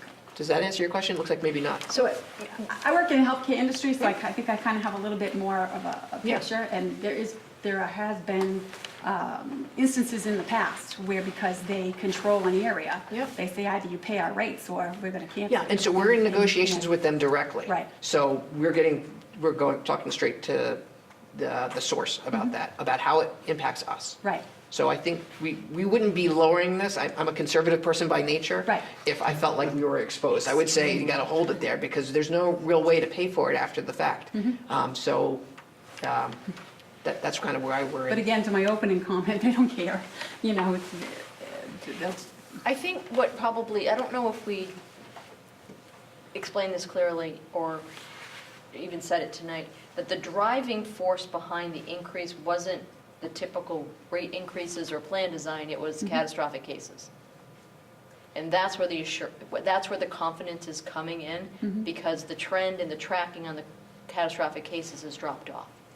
So so you're in the business, and I think that's where maybe I'm kind of getting confused, because you're saying the catastrophic cases have dropped off. So are they now deceased, or are they no longer in the plan? well, we can't talk No, I in know, great but those are detail. the two ways that they would. But we've had clean months, Right. which is allowing for an improved estimate as to what our renewal rate is going to be. So- So this, our big bump has never been a function of healthcare companies being healthcare companies, to put it in layperson's terms. It was something that was very clearly identifiable and trackable. So, I mean, I recall seeing 120% months, 130% months, and those are the things that are so far in the past now that when you average our 12 months, we're well within the 85% Yeah. cap, even if you were to add a fluke month or two going forward, which I think is giving him confidence in making the estimate. Well, another thing I would just add is that we are entitled by law to our data about how much we pay in and what the claims are. For HIPAA and privacy purposes, we don't get into individual people or what their issues are, okay? So that data that we have access to is our intellectual property, so to speak, that we can use with any provider that we want. Right. And so in an efficient marketplace, if Tufts wanted to be capricious, or if they had a bad year and they said, sorry, we're closing the whole municipal business down, which those types of conversations happen, we have other providers that we can go to and say, here's our reports, here's our data, and based on this, a typical industry number would be blank.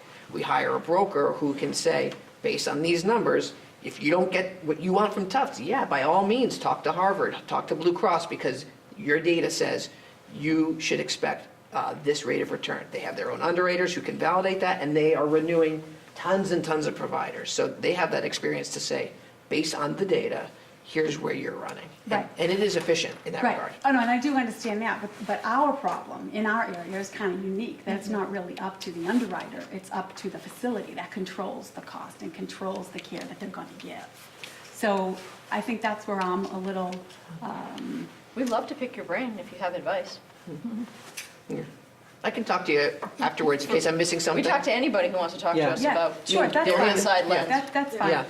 But then on my other comment, and this is going to be kind of depressing, I think, in the whole school safety thing, is that unfortunately in this climate, most of the people that are, that these travesties that are occurring, they're known people. They're not strangers. So it doesn't matter what kind of security you have, they're going to be in the school or they're already in the school. And I think that one of the biggest things, my daughter is very active in different things that are in the school. And she says that between her and her little, well, it's kind of a big group of friends, they feel that there is just a climate in the school that is not conducive to differences, to people that are unique, people that are, so that they feel that there are comments that are said throughout the day that's not reinforced by teachers, that attitudes and things that are said and activities that are going on just should not be tolerated. And they feel that there's just an overall, presence in the school that really shouldn't be here, that could be conducive to more violence unless we as a community say we're not going to accept it and are able to enforce those beliefs. So, Mary, can I just ask which school? the high school. High school, middle school? High school. So I do want to talk to you at some point because we've been talking about kind of a community discussion about social emotional health because the school can do what the school can do. Right. But we think our communities need to kind of have a bigger discussion about how can we work together to kind of identify problems and help families kind of deal with them. So if we could get your information, I'd love to talk to you about it. Sure. Because we need to build support for that, and I think... And I do think it's important because Yeah. there's this, that everybody has little groups and all the little groups talk and they do different things. And it's like they feel that the school doesn't have their back, that they're not encouraged. They say, oh, sure, we can have this group and you can have that attitude and this can go on. But bullying still exists. There's a lot of inconsistencies between what one teacher says and enforces and another teacher says and enforces, and to them it just doesn't create any area that's even conducive to learning and inclusiveness. Yeah, and I think, this is me talking. Yeah, and I think it's terrible for the morale of Yeah. the students. I think that there's work that we parents can do to kind of help build skills in our kids, because you're always going to run into, you know, I think about my own kids, and I have to teach them how to live in the world and work in places where they don't get to pick their boss. They don't get to pick the guy in sales who sits across from you who doesn't really like you. You know, like, I have to, so how do we help families build those skills so that it's not falling just to schools? Because I think that that's where we're kind of hitting a wall, and we need help. Right. So if we can have those conversations with you, I'd love to, because we all need to kind of work on this together. Which is worth noting, and I think rescheduled from tomorrow night because of the weather, the meeting on raising resilient children. Oh, right. Yeah. Yeah, that's going to be He's really rescheduled. good. If you haven't seen it in every email that you've gotten. But I We think talk you're about also- that issue a lot here. Yeah. Yeah. And think about it a lot, and talk to the principals about it a lot, and our number one school committee goal is social, emotional health and wellness of our students. And I think there's a lot of We- promise in we agree Ruler, with you. but we're just getting started. Oh, So yeah. that doesn't give you much solace at the moment, but I think we'll be rolling it out to kids next year. And I think it's been enlightening and it's been a learning experience for the grown-ups. I think it has, and I think it's So- also an important curriculum. And, you know, you're looking at cutting things like foreign language, and, you know, how are you going to come up with the money to say, oh, let's make my kid feel okay at school? You know, it's going to be hard enough to pass the budget in town with everything else for them to say, oh, these kids, that, you know, they don't live in the real world and they're just too weak, and that's why we need to hold their hand and take them to a sensitivity class. It becomes, you know, a little difficult to toe the line between how do you teach an academic class and how do you teach a... But the fact that your daughter even sees it, to me, is like, that's pretty perceptive. Like, there's something there. Well, she's in the 12th grade, so she's going to be graduating, and she's been talking about it since the 2nd. Yeah. So, yeah. And I think just so you know, we talk about it all the time. And I think people are really struggling and trying to figure out how to manage everything at the moment. And I think So you're right. And it's not a lack of trying, but maybe we're not having And I success. think maybe the problem, you know, I hear her and her friends, they talk, you know, I'm in the other room, I'm listening. And the difference is that you have some teachers who are very convicted in their belief of what is right and what is wrong. And then there are other teachers who believe that, well, maybe that if I talk one way, I'm kind of expressing my political affiliation, and I really can't do that. So they don't want to give a strong opinion one way or the other, which I think sometimes is worse than being even as negative as you could be, you know? The kids just feel that there's nobody there standing up for them. Thank you. Thanks for sharing that. Thanks for sharing that. You're welcome. Got anything? I'm just putting my, I'm seeing who's who. Okay. That's it. All right. So we have school choice. We do. Okay. It's this. Yeah, I don't think we go through that. I've got a color. It was, I had it on my computer. I just- So we have the initial enrollment projection for next year. A little small. Thank you. So my understanding is that we have 12 students exiting, so we're looking to place 12 students for next year. It's going to be a tall order, I think. So I don't want to rehash all of the budget, but in a nutshell, our cuts are eliminating our excess capacity to take school choice students. Right now, if I look at this chart, and again, it's just a projection, we're looking at Memorial School is going to have to drop one of its current grade level configurations that's at 3 down to 2. So Memorial probably is going to be taken out of the school choice discussion, because there's just, we've got to leave some breathing room in there, which puts Essex Elementary as the key location, and the most logical location, and this is just looking by the numbers. The middle school, we're at 124, 114, 126. I think they're at capacity. If you recall, we've talked a lot about the fact that it's 5 classrooms per pod. If you max them out to 25, that's about 125 kids per grade level to run at max. You're already there, so I would not put more kids at the middle school, and I certainly right now would not put any new kids at the high school because we're trying to hire just to meet the current enrollment that we have. So by process of elimination, I would say we try to target Essex Elementary, wait and see what happens with kindergarten, because that could give us some room in either school, and maybe go 2 students per grade level, first, second, third, fourth, and fifth grade. I have a question, Pam, for the, Yep. the box with the green. Yeah, So the K through 5 number, yep, those numbers all are low. yep. And typically, since we're not looking at year over year on this chart, do those numbers change, like does the 92 and 5th Green. change typically a lot between 5th and 6th? Or is that, It can grow because we do have students that move in or come in from private school at 6th grade. 6th grade's like a re-entry point. Mhm. but sort of 5th and below are shaping up hypothetically To be small. to be small? So 6 through 12, well, 6 through 11th are big. Mhm. And there's no reason to believe that K through 5 are going to meet those numbers. So, But I'd just say our target number had historically been about 100 per grade level. yeah, it was So 150. it's kind of coming back to where it was. Yeah. We built this building for 115 per class. I think you could fit 125 per class. Yeah, but yeah, the design, the, 115, yeah. So,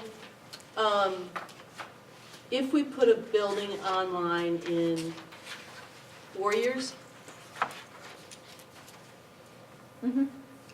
you know, you're looking at the potential for this to blow up. You know what I mean? Think about it, if you have a Could, new the elementary school demographics here. have changed a lot, but it could. Yeah. Yeah, you're right, demographics have changed, you're right. Do we have any results from, so Gloucester just built West Parish. Do we know what their estimates were going in? Could we circle back with them and see like what they're seeing in terms of school population? Is it grown at all because they built this new school? Like what are they defying the demographic trend? They've got also a lot more elementary schools to spread across. Right, Closing schools, aren't they? Different. Yeah. I know, but I'm just They're wondering, closing schools. can we and look at consolidating some other schools, so- districts and see if, Is it just in our imagination that a lot of people move to a town after a new school is built, or is that truly a fact? because it happened here. MSBA would tell you it's not necessarily a fact, because they won't allow that into their consideration for your building. Right, and I'm not talking about that in terms No, I of the know. building, I'm talking about it in terms of, you know, we're gonna start putting some choice kids into, Well, we have no timeline other than the timeline we create around school Yeah. choice, so there's no rush. And I would just say, you know, to the comments made earlier, with dwindling resources in your own resident students, to ensure, we want to ensure that students have the highest quality services that we can give them.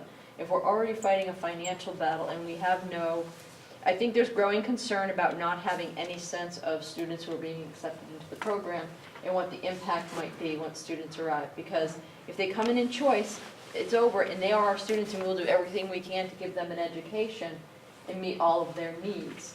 We just don't have any lens on what we're taking on. With students who are in the system, Allison, principals work very hard to create kind of a multi-year approach for students, for service supports.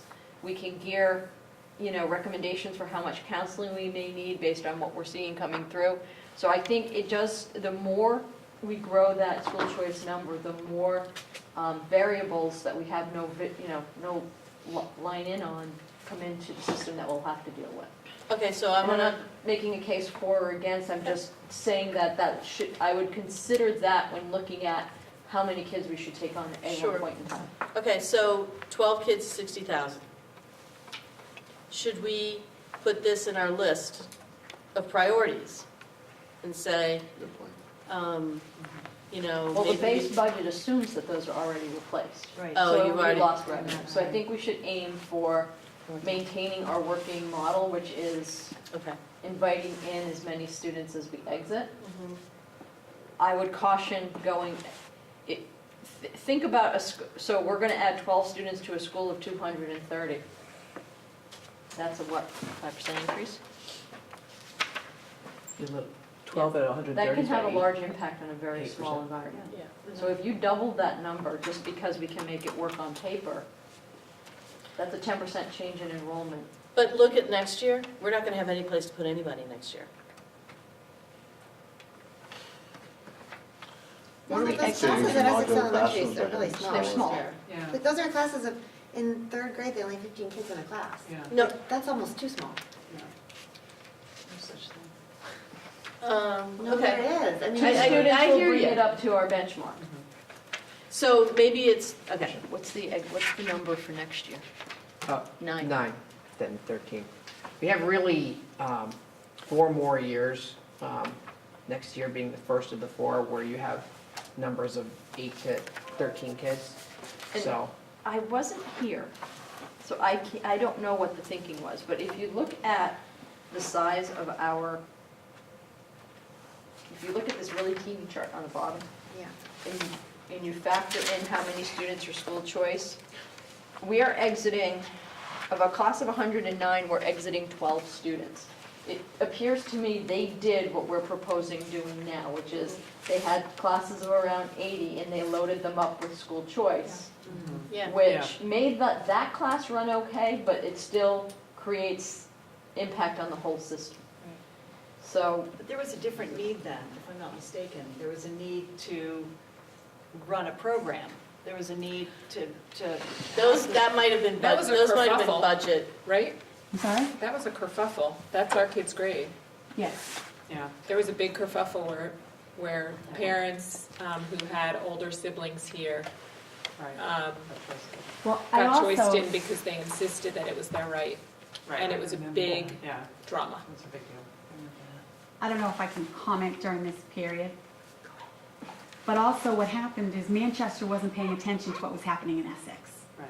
And people were school choicing into Essex. And when you mentioned it to people that maybe this is something we need to keep an eye on, people in Manchester were saying, who the hell would want a school choice into Essex? To get into the school system, of course. We had to place them there. They were coming into Essex Elementary. And they were did thinking. they do it school-based at one point? Okay. No. Well, we're watching it now. But there was He's like built models. There was like a time when Essex class size kind of doubled. That's good. And then when they came into 6th grade here, 7th grade here, people were like, where'd all these kids come from? Well, they came from Essex. But They meanwhile, were- the senior class is tiny. Yeah. It's 102 kids relative to the other classes. And I will tell you So it that all The year worked out before fine. was what? But Oh, also no, the the year tech before would have been started to 2 years Essex before. Elementary at that time Yeah, was very good. So, yes, people Yes. would want to Yes. school choice yeah. into Essex. It was a great, It is still is a still great It's school. still- very, very good. Yeah, I'm like- No, I mean, no, I'm telling you But I that mean, when people were we, yeah. fighting to get into Manchester Yeah. Memorial. They were fighting to get in here. And they would just go over and get into Essex. Oh, maybe because that's where they were. So what happens is They were when placed. Right. we have capacity, Yes. we put them where we can fit them. Which So, is- Well, there was a waiting list over here.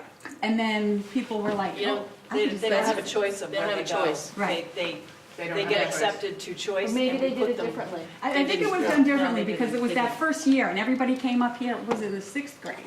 And there wasn't any room in the classroom for them. And because I know a senior who wanted to go to Essex, but ended up at Illinois. Because they have room there. That's where they Yeah. have the room. And that's that same kerfuffle class. So we're trying to avoid that type of thing. Yeah. Okay. Is kind of what I'm saying. But looking at the chart, we would have, a logical place to place students would be Essex yeah, because of the size of Yeah. the classes when you break them out. I think if you go, I would not recommend going to 22 at second grade at Memorial, because then you really have no room. And the conversation will be forced, we need to add another teacher, we just cut a teacher. We don't have the resources to manage it right now if it gets out of hand, or if that, because we still don't know, we never have a sense of what's gonna happen in the summer. Yeah. Right. We could have a boom and people, a lot of families move in and they all land in the third grade, and then I'll figure that out when we get there, but. So I know that you're gonna kind of fiddle with this. Yeah. But I'm thinking, if you brought everyone up to 18, so three in third and 2, you know what I mean? Like, if you could play that game. You wanna go over the 12? No, I'm just saying, You think this would be a very simple task? Is kerfuffle an educational term? It is now. I love that word. That's up there with picayune. Well, I appreciate can't tell you where the etymology of that was, but, Don't ask me how to spell it. So for a document that doesn't look like it changes a whole heck of a lot. Sorry, Yeah. dumpster fire. We've been working on this since November. so I like the circle graphic in November. Oh, That's you know how I feel about color on the calendar, Pam. Okay. Well, I highlighted the questions that I'm supposed to bring forth.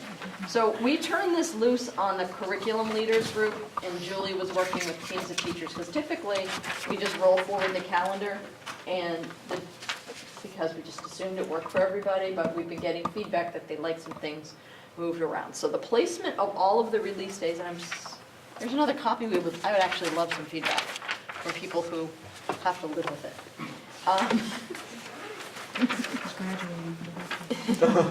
But I have some specific Kids next year. impact on home questions. It's yours. Because I usually play the keeper of, well, as a parent, what am I gonna think about this? And folks are trying to line things up that work with the school schedule. So we're trying to satisfy a lot of needs. So everything is pretty much the same, but the two areas we are completely undecided on have to do with that first circle. So in November, the way the calendar works this year, we get a little bit of a break with the choppiness, because the holiday for Veterans Day falls in a different week than Election Day this year.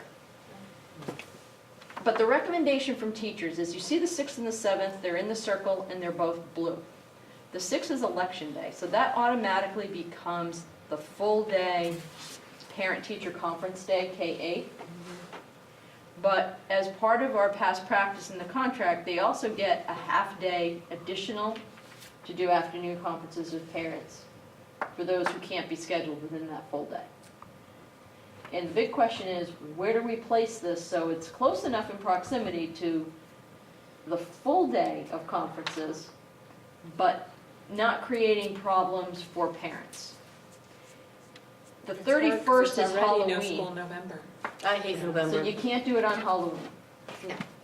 What about the 2nd? That pink day? On a Friday? Yeah. Or Monday. I don't have high level of confidence we're going to schedule a lot of parent conferences on Friday. What at about 2. half-day Monday, and then you go into the full That was day Tuesday? my, So you have kind of that was my thought a segue. to present to you guys tonight and see what you thought. It's a little bit off schedule for us, but at least if you're taking time off, Yeah, and then you're you're, going into a full.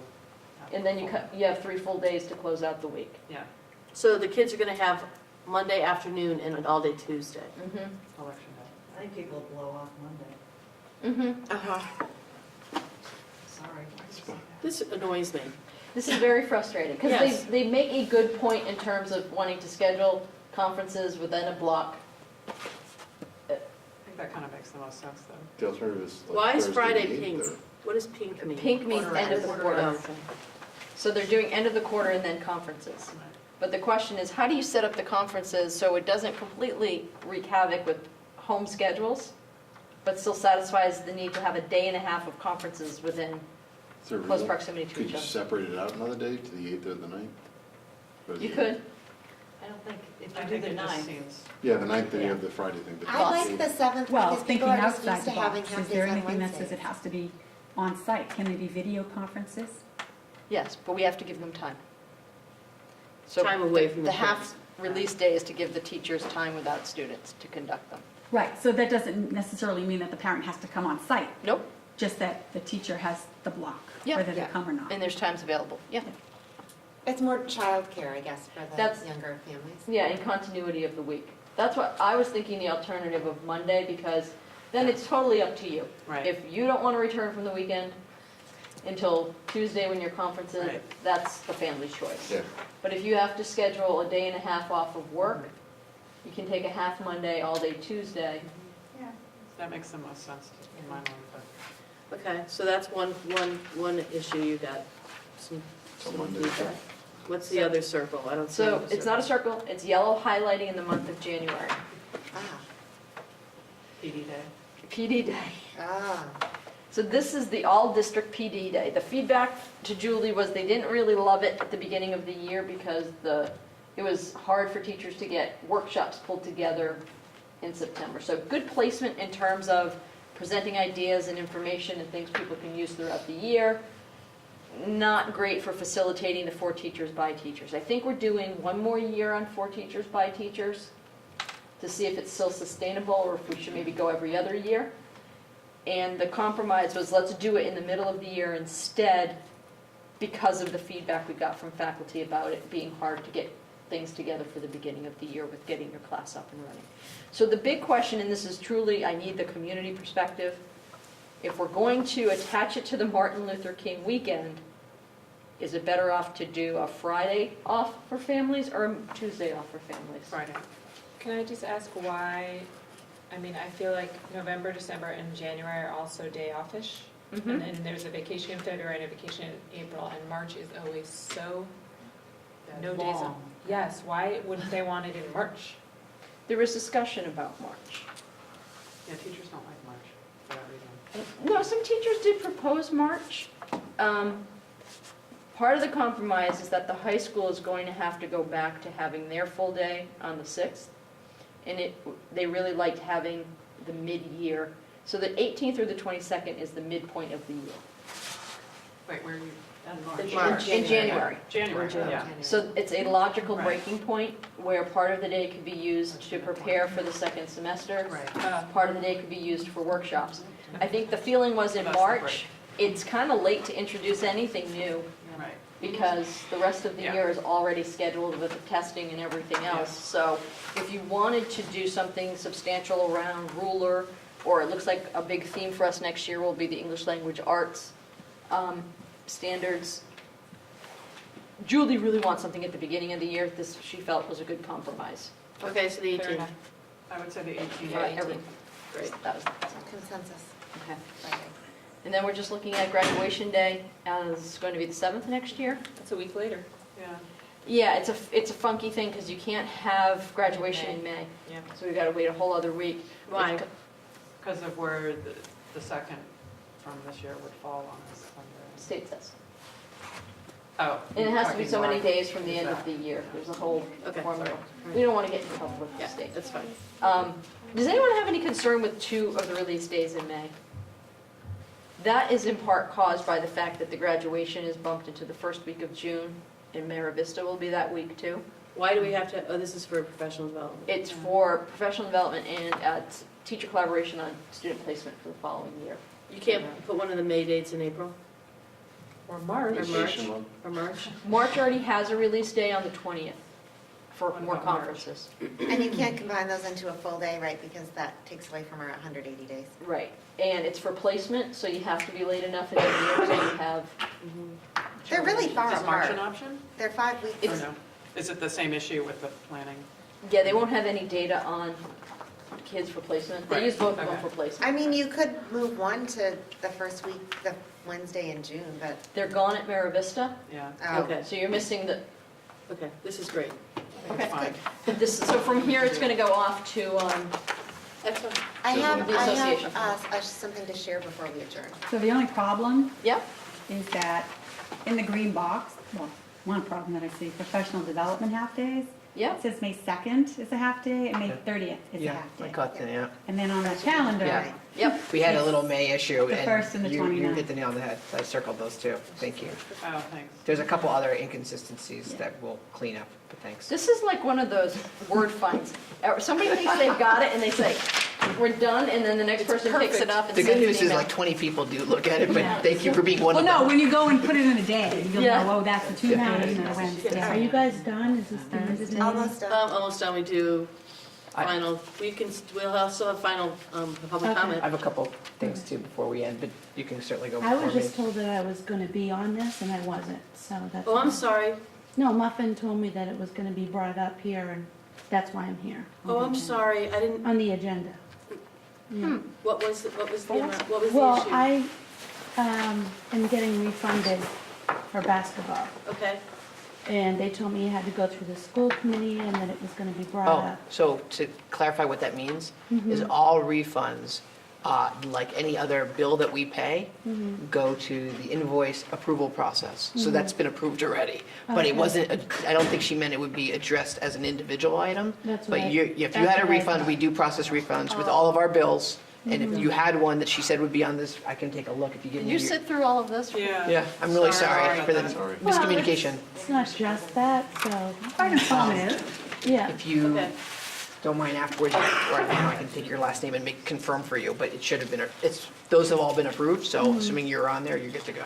Yeah, I mean, you'll have another parent doing the same thing. Is We that- have do them, just go- every it goes in the invoice, warrant. every set of invoices, not every, but it's common to have those for various reasons, like whatever your reason might be, so. Okay, any other school committee comments? I have to share. Before we adjourn, I have one, two. Yeah, I went to Drama Fest this weekend. oh, how was that? It was great. Was at St. John's Prep. Our little drama people, even though they didn't have school on Friday, so they couldn't do their last rehearsal or pack up any of their stuff. They had to get here at 6 o'clock in the morning and organize their costumes and pack up their truck. But they did great. They did not advance to semis, Yeah. but they got, Belle Almendinger got an award for director. Oh, neat, Meredith Wolf got an award for lighting. oh, that's nice, And two of the actors got awards as well. That's So it was- great. They had fun. and it was a good day. good. I think that's always really a good day, Such a good day. yeah. It's all day, right? All day, yeah. And that's all the schools in the area have a They, chance it's, to. it's all schools all over the state, and then they get together in groups of 8. So 8 different groups present their 40-minute one act. Okay. I also just have to say on the subject of drama, I was there for the last night of the fifth grade play, Oh, the how was brunch, it? and that was phenomenal. The energy those students had was wonderful. Good. It was a really good group. One more aside, Yeah. I was, just ran into and talking to a parent today, and she was telling me about her high school, telling her about the walkout planned for the 14th, and she said, I hope that the fact that it's coming from students and what they're planning and what they're doing and how they're feeling gets publicity. I hope people know that that's what our students care about and that's what they're doing.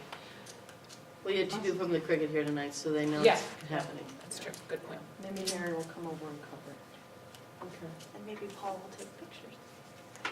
Okay, Avi, what are your final thoughts? Well, just because we are still part of the budget, I was kind of holding the comment, I wanted to just state in the information that I sent for school committee to review, we did also talk about the apportionment changes that are happening, and those are just, for anyone who may be watching at home, those are important enough that I want to make sure that we just mention it, which is that the updated apportionment, based on where we are now, the total dollar amount is unchanged, as is the total spending amount.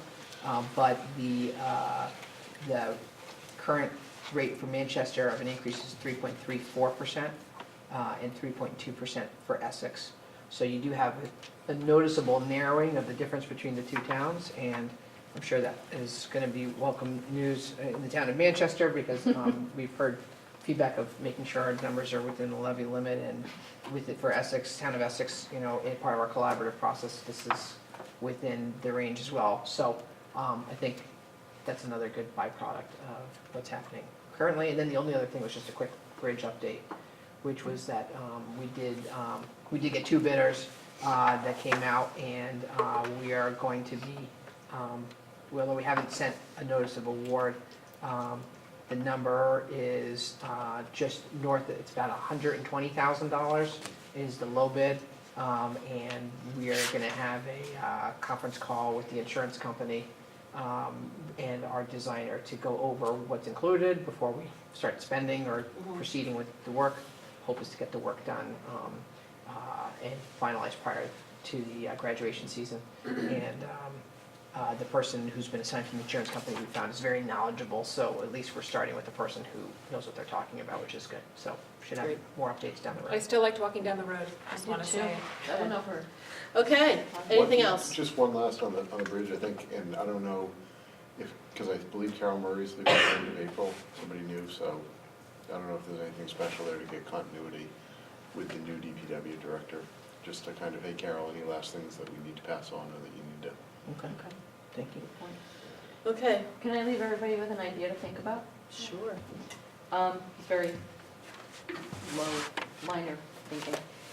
So this past Thursday, we met, leadership team met with Jeff Barati out of the DESE. He runs the LGBTQ and transgender project. And we did a leadership training. We did a big staff training as part of our All Teaching Teachers Day last year. And he's been working with us on some cases and wanted to know if we would have him come in and talk to the leadership team. And he's been a great asset to us. And it was just a really positive and uplifting session and reinforced a lot of the things that we were doing well. And he started his meeting with a gratitude practice. And we were laughing because we start our leadership meetings with a gratitude practice. And I was wondering if we would want to consider that here.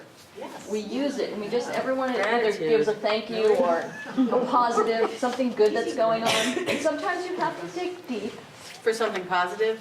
but This comes out of Roller as well. Okay. I love that idea. it's a Where's Jeff really good Parati way to from? remind ourselves of a lot of the good things that are going on, because we all are involved deeply with solving problems, and often they're dilemmas and problems without solutions, so it kind of just forces everybody to kind of reflect on something good that's going on in the So, start district. of a meeting?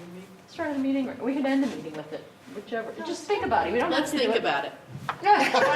We sort of ended. And it is so. very much in line with ruler, but I Alright, find we'll it's still be most two helpful for problems. people who are going I through was gonna say. some of the thankful for hardest you. things, because it kind of forces them I'm thankful to for Avi. think, Me too. other people kind of Yeah, Yeah. help them find things, Okay. or offer ideas. It is a very, he is a Rebecca. psychologist, and he reinforced that it is a very healthy way Annie, I'm gonna get to you a process. So you have to have a rule that we can only use Avi once. we're gonna get a per gratitude We're gonna ruler stick. train this summer, so get ready. Yeah, we're gonna, instead of a mallet, it's Yeah. gonna have sparkles. Yeah, And a gratitude stick. okay. Oh, I'm so good. Okay, I'm grateful for motions to adjourn. meeting. I move we adjourn. I second the motion. All those in favor? Aye. Opposed? Great, thank you.